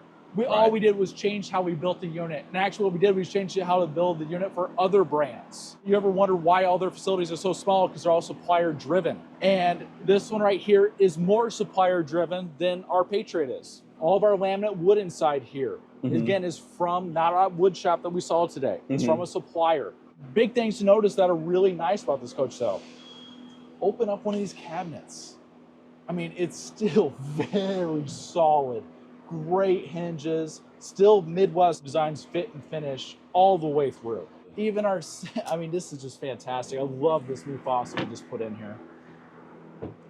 Have you ever been in an RV, okay, where everything has to be tight and you had a removable wand, but the wand gets stuck from behind the refrigerator or whatever's back there? Because there's not enough room. In your kitchen at home, there's plenty of room to use the removable wand. Right. So we changed it. We said, okay, it's not really feasible to make it ever work. Okay, there's too many drawers underneath here. We got to be tight. So what we did was we grabbed one that has movable wand, but everything as you see here is as it's seen, right? I can move this around. I can do dishes, but there's no hosing that's being removed from there. So we had to really rethink that one through because we wanted a removable wand. We wanted it to be usable. It's just not possible for everything to be so condensed and tight. Yeah, so Stainless steel Nova tool. We have dovetail drawers still, well, here's your dovetail. This has that weave on the floor, I noticed too. Yes, the initial builds on this for National Indoor RV Center is a great chain that we're doing business with. I did put the initial one that have weave in the floors on these. Okay, so that's a little distinction. It's a little distinction. Anybody can buy it, but it is a distinction. Lola, you may want to check inside here. It's still one of the largest, like I said, the Gree AC system. Fantastic. Rear bed configuration, lagoon table. Big thing to notice is the new halo lighting that's coming around from everywhere. And of course, the lighting up above the cabinets going around as well. One thing for a consumer to notice. So again, this is Midwest value. This is supposed to be our cheaper model. So I just want you guys to notice the frame of the window, okay? Because when we step into a Patriot, you're going to really notice a difference. When I look at the Heritage, it almost sells the Patriot even better because then you see all the woodwork and everything that really goes into our Patriot, and it is astronomical. For instance, if you're in a Patriot, this is wood. This is all wood around the frame. Everything up here over the fan and stuff the would be wood. Yeah. All the front accent pieces are wood. And then you start realizing, oh, that's a different type of coach than everybody else's. Because this kind of looks like all your now new $200,000 plus van. It's got a macerator pump on it. There's only 3 brands doing macerator pumps, and they're all well over the 220 mark. It really starts making you think about how much of a value the actual Patriot and Passage is from Midwest. Tell us about the bathroom here. Yeah, so cubic feet wise, like I said, when we did create it, I don't want to be quoted as the best, locked? but it's one of the biggest. No, I got you.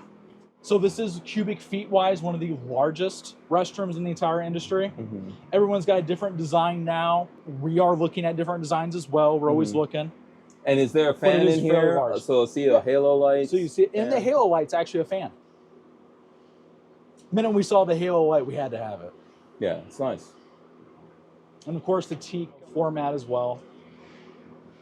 It's a nice little touch. One thing that we did, I know it's tough to tell, but the owners will know, is that these bulbs that we're using now inside here are about twice the lumens of the previous bulbs for the previous generations. Okay. So these guys are fantastic. At night, during the day, just as you can tell, this is a gray coach. Typically, we always tell everybody, hey, maybe we want to go to our tan. And you know what? That might be a big reason why you brought up, wow, I'm seeing a lot of gray here today. Right, yeah. Well, maybe we fixed our problem with the gray lighting. head. Another thing to take a look at, again, that Alpine sound system, 32-inch Samsung, 24-inch LG. Do you still get Apple TV in this? Yeah, Oh, okay. absolutely. And you still get our Freedom Lithium system as an option as well. Oh, it's lithium. Okay, that's Yep. an option. So typically they'll come with a generator, but you can upgrade to the lithium. And Hank, if you're wondering if something's missing right here, our slider screen door. Yeah. You notice it's not here. So it's this typically is on a the bag. Patriot. It is. Yeah. It's a roller screen from Obico. Some people like these better. So, depends on who I talk to. Hank, you're the reason why we did this. So some people do like these better. Yeah. Right? Yeah. We are going to keep the screen door for the Patriot, keeping it luxurious. Okay. But again, this model right here is to show up Midwest making a price that should be correct for the industry. Right. Okay? But using a lot of everybody else's techniques, but still having Midwest designs to finish and appliances. And you could get a Heritage in a 144 as well? Yeah, absolutely. Oh, okay. Yep, Oh, yep. cool. Okay. To give you an idea, I mean, Yeah, let's go this this way. right here looks to be an all-wheel drive Yeah. Heritage with a generator. This And it's vehicle's got propane. Think about this, a 2025 Patriot, or a 2025 Mercedes-Benz in an all-wheel drive, an MD4 floor plan, macerator pump, Gree AC, Timberline furnace, 160s. That's good. Yeah. That's it. Yeah. Fully I loaded mean, there are chassis. people out there who legitimately can't go up to 200. Correct. Yeah. So that's what we did at understandable. the Heritage. Yeah. It's still a Midwest. You still have a Mercedes. It's still Midwest. Now we don't have to mess around at that 200 mark, and we get you something a little bit And more then, so affordable. these don't get any fancy rims or anything. But Well, that's well, fine. it's funny you say that. That's actually an upgraded rim. Right. So that rim is okay. aluminum rim that was painted. Oh, okay. Okay, to match, give you the blackout appearance. Yeah. Yeah. But doesn't look bad. Remember in the wood department earlier, I was talking about the Black Rhino box? Yeah. Come here. All right. Ah, here we go. So, have you seen a Black Rhino 3500 dually rim yet? No, Here they are. I haven't. Oh, okay. Yes. I this think is before a- it was Method, this but now is Black a Rhino has dually. this. Okay. Yes. So these are Black then- Rhino rims in a And- dually. And you've got, are these KO2s? They sure are. Okay. Nice. I don't know how they always get so dirty. It already looks like they've been It mugging happens. every time. It happens. Can we take a look at this? It's only gone like 5 miles an hour at the most coming around here. Yeah. So this is a Heritage. It is. Freedom. Heritage Freedom. So lithium. Yep, 1080 package. Okay, can we take a look? Yeah, you guys shut off the, you got to open your door like a savage. Yep. There we go. Oh, here we go. It does have a. There we go. We turn it on at some point. Yeah. Okay, so yeah, as Lola is saying, this is the same gray interior, but you Now we know, have different flooring. yeah, different flooring, and No if you want, piping and stitch. yeah, and if you want to go off road or you want your van to look a little tougher, the rims. So Yep. there's options. Absolutely there is. Okay, cool. What's interesting when you say off-road, this is a rear-wheel drive. Oh, is it? Yeah, that one's the With all-wheel drive. KO2s? This is a rear-wheel drive KO2. Oh, okay. Right? Again, what I told you about earlier, now, let's say we remove the Freedom. Okay, let's say it's a generator. Now we're in the 150s. Think about that. Even with the rim setup and all that yes, if here. it was a generator, not a lithium. Ah, It's just, we're just trying to bring more people back in the van community yeah. because it is getting absolutely insane out there.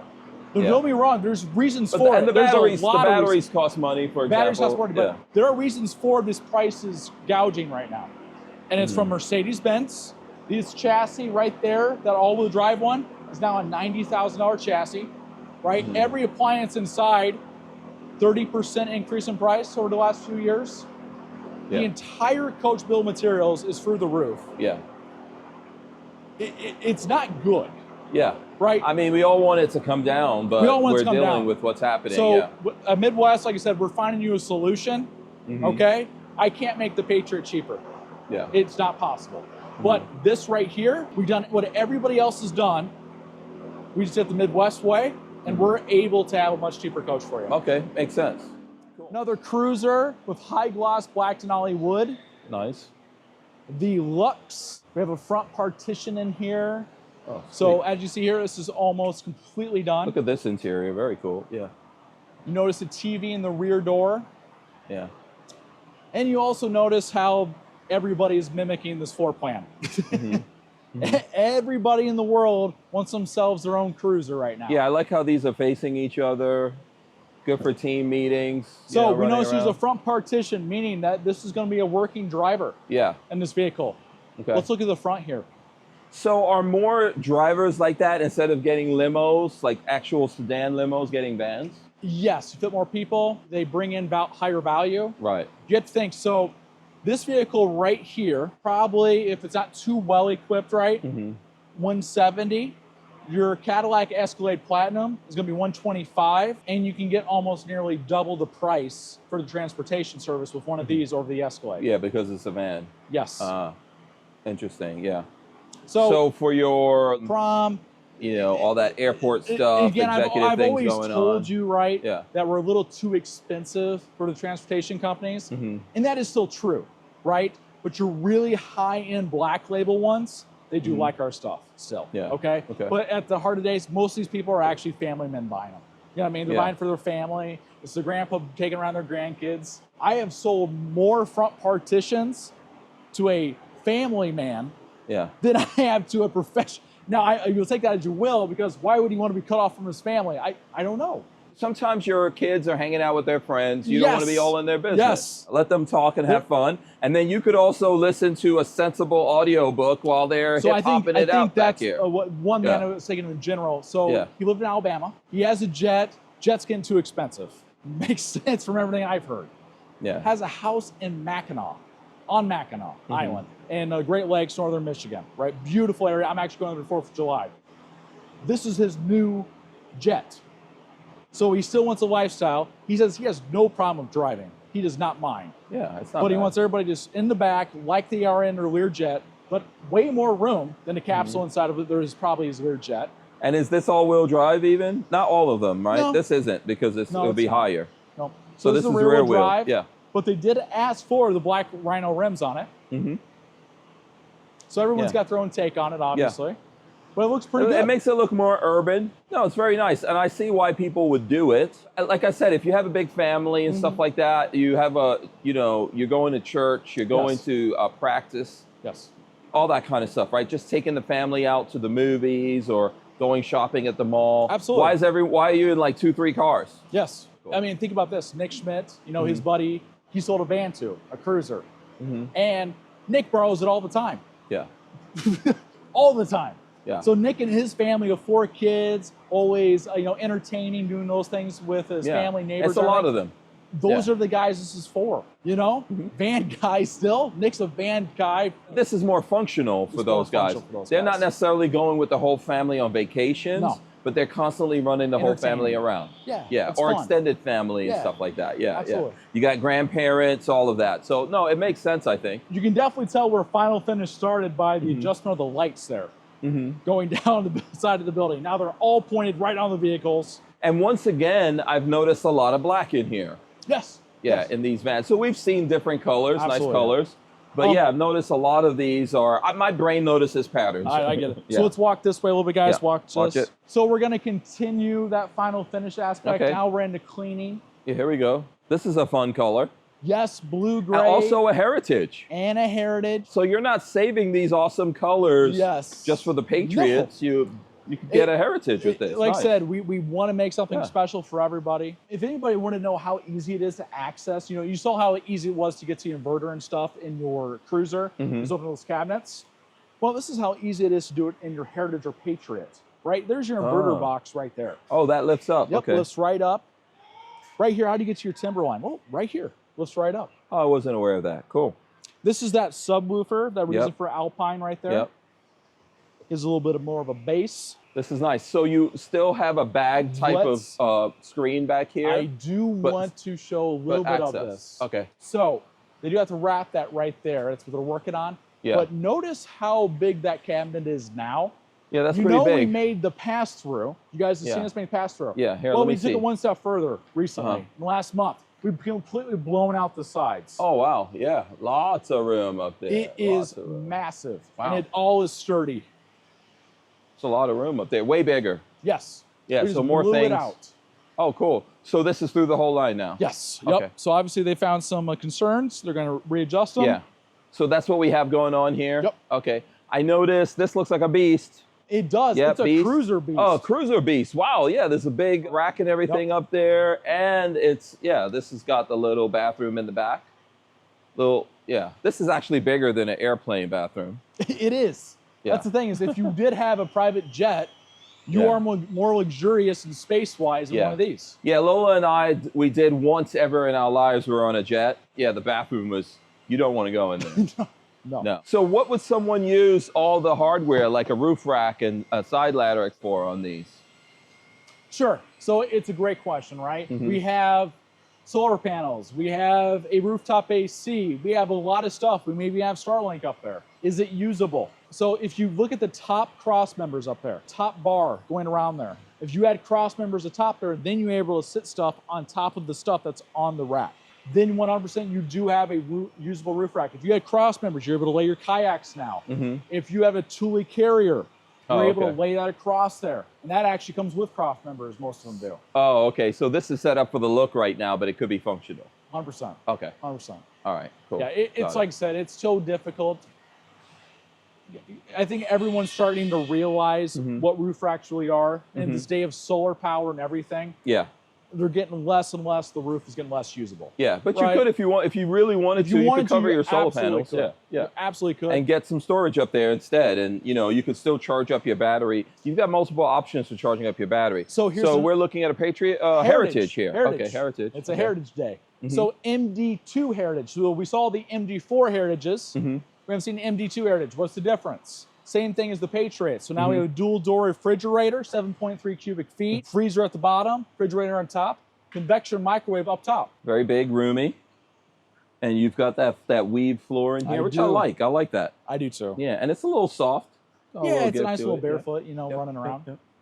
That looks like your heat back there is coming out. Yep. You still have a lot of room to get this chair back. That's nice. But up there, you've got speaker. Cool. We do. There's your lagoon table wrapped in a piece of fabric. Oh, okay. Like always from Midwest. So you're not scratching it up. Yep. So you don't have wood finish options on the Heritage. Is this just one? It is currently right now. One, yeah. Okay. We are looking at other items, obviously, because as you can see, it's a fairly good seller right now, the amount that we're producing. I mean, this might be a good candidate to go with a finish that's not wood at all. There's some people who don't want any wood finish. Maybe some kind of metal look or something like that. That's what I'm saying. It is a modern look. Yeah. Right? It is a European, a lot of radius corners. I want to continue over here to a testing room. Okay. Yeah, I see a ram. Yes, you do. So we were talking about a Lux Dodge. So it's a rear restroom Dodge. Interesting. Oh. This is one right here, guys. So unique. So someone can get a limo, but let's say you don't want to go up to like a Mercedes, you can get it on a Ram? Yeah, absolutely. That's interesting. Wow. What price category do these fall in? So very similar to what your Dodge RV is going to. Really? Yep. Okay.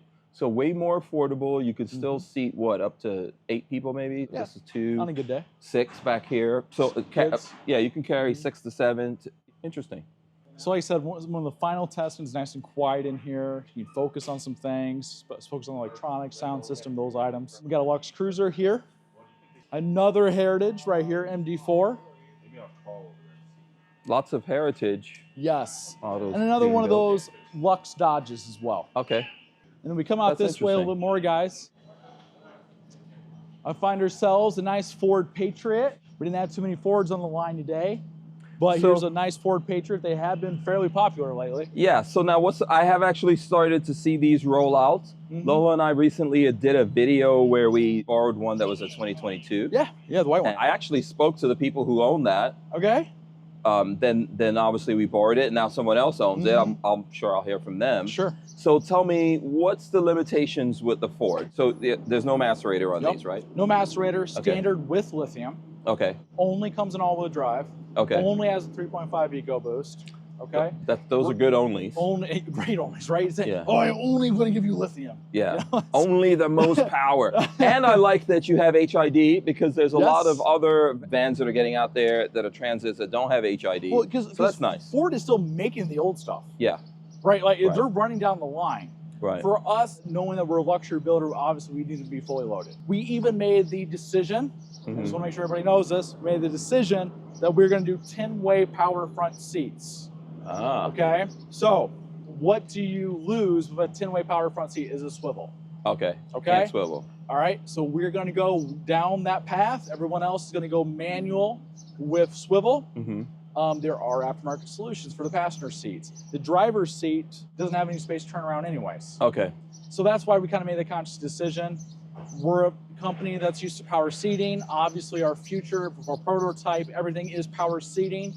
So there's certain things you just got to make a Midwest touch. Yeah, and I got a question from someone who wanted one of these, but they wanted it to have massage seats. Sure. So that will be an option. Absolutely. Okay, cool. So a 10-way power is forward, massage and heat is us. Okay. And we happen as an option. And so you don't have the screen set up in there either. So the cameras, like extra cameras all around. Oh, extra cameras. Yeah. Yeah. So our guys, you know, have 4 camera put in all of our Mercedes.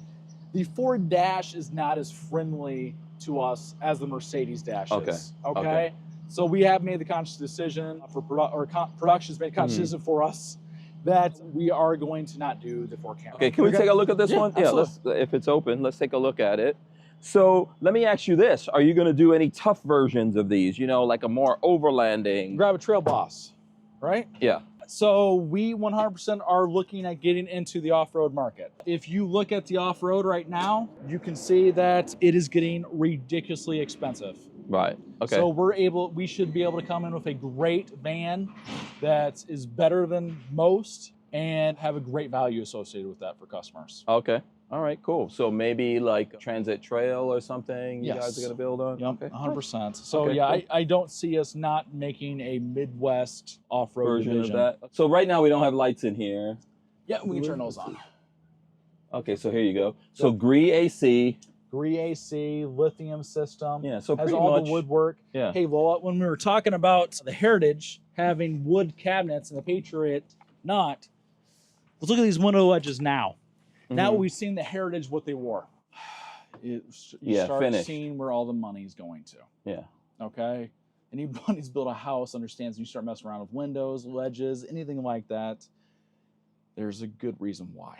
So balance up above, indirect lighting, woodwork here, valance, multi-piece sidewall, huge cabinets with wood door faces, fantastic fan of wood on it, an entire wall of wood on this side right here. Yeah, that's right up here. So that we didn't see when we were looking at the Heritage models. So now you guys are going to that completely powered bed.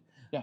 Is that option going to be available for the So that is the goal. Okay. Yeah. So the goal is that power bed to replace the entire rear lounge. We're still working on it. We don't want to increase pricing in a time where increasing pricing is not a good idea. We want to make the product better.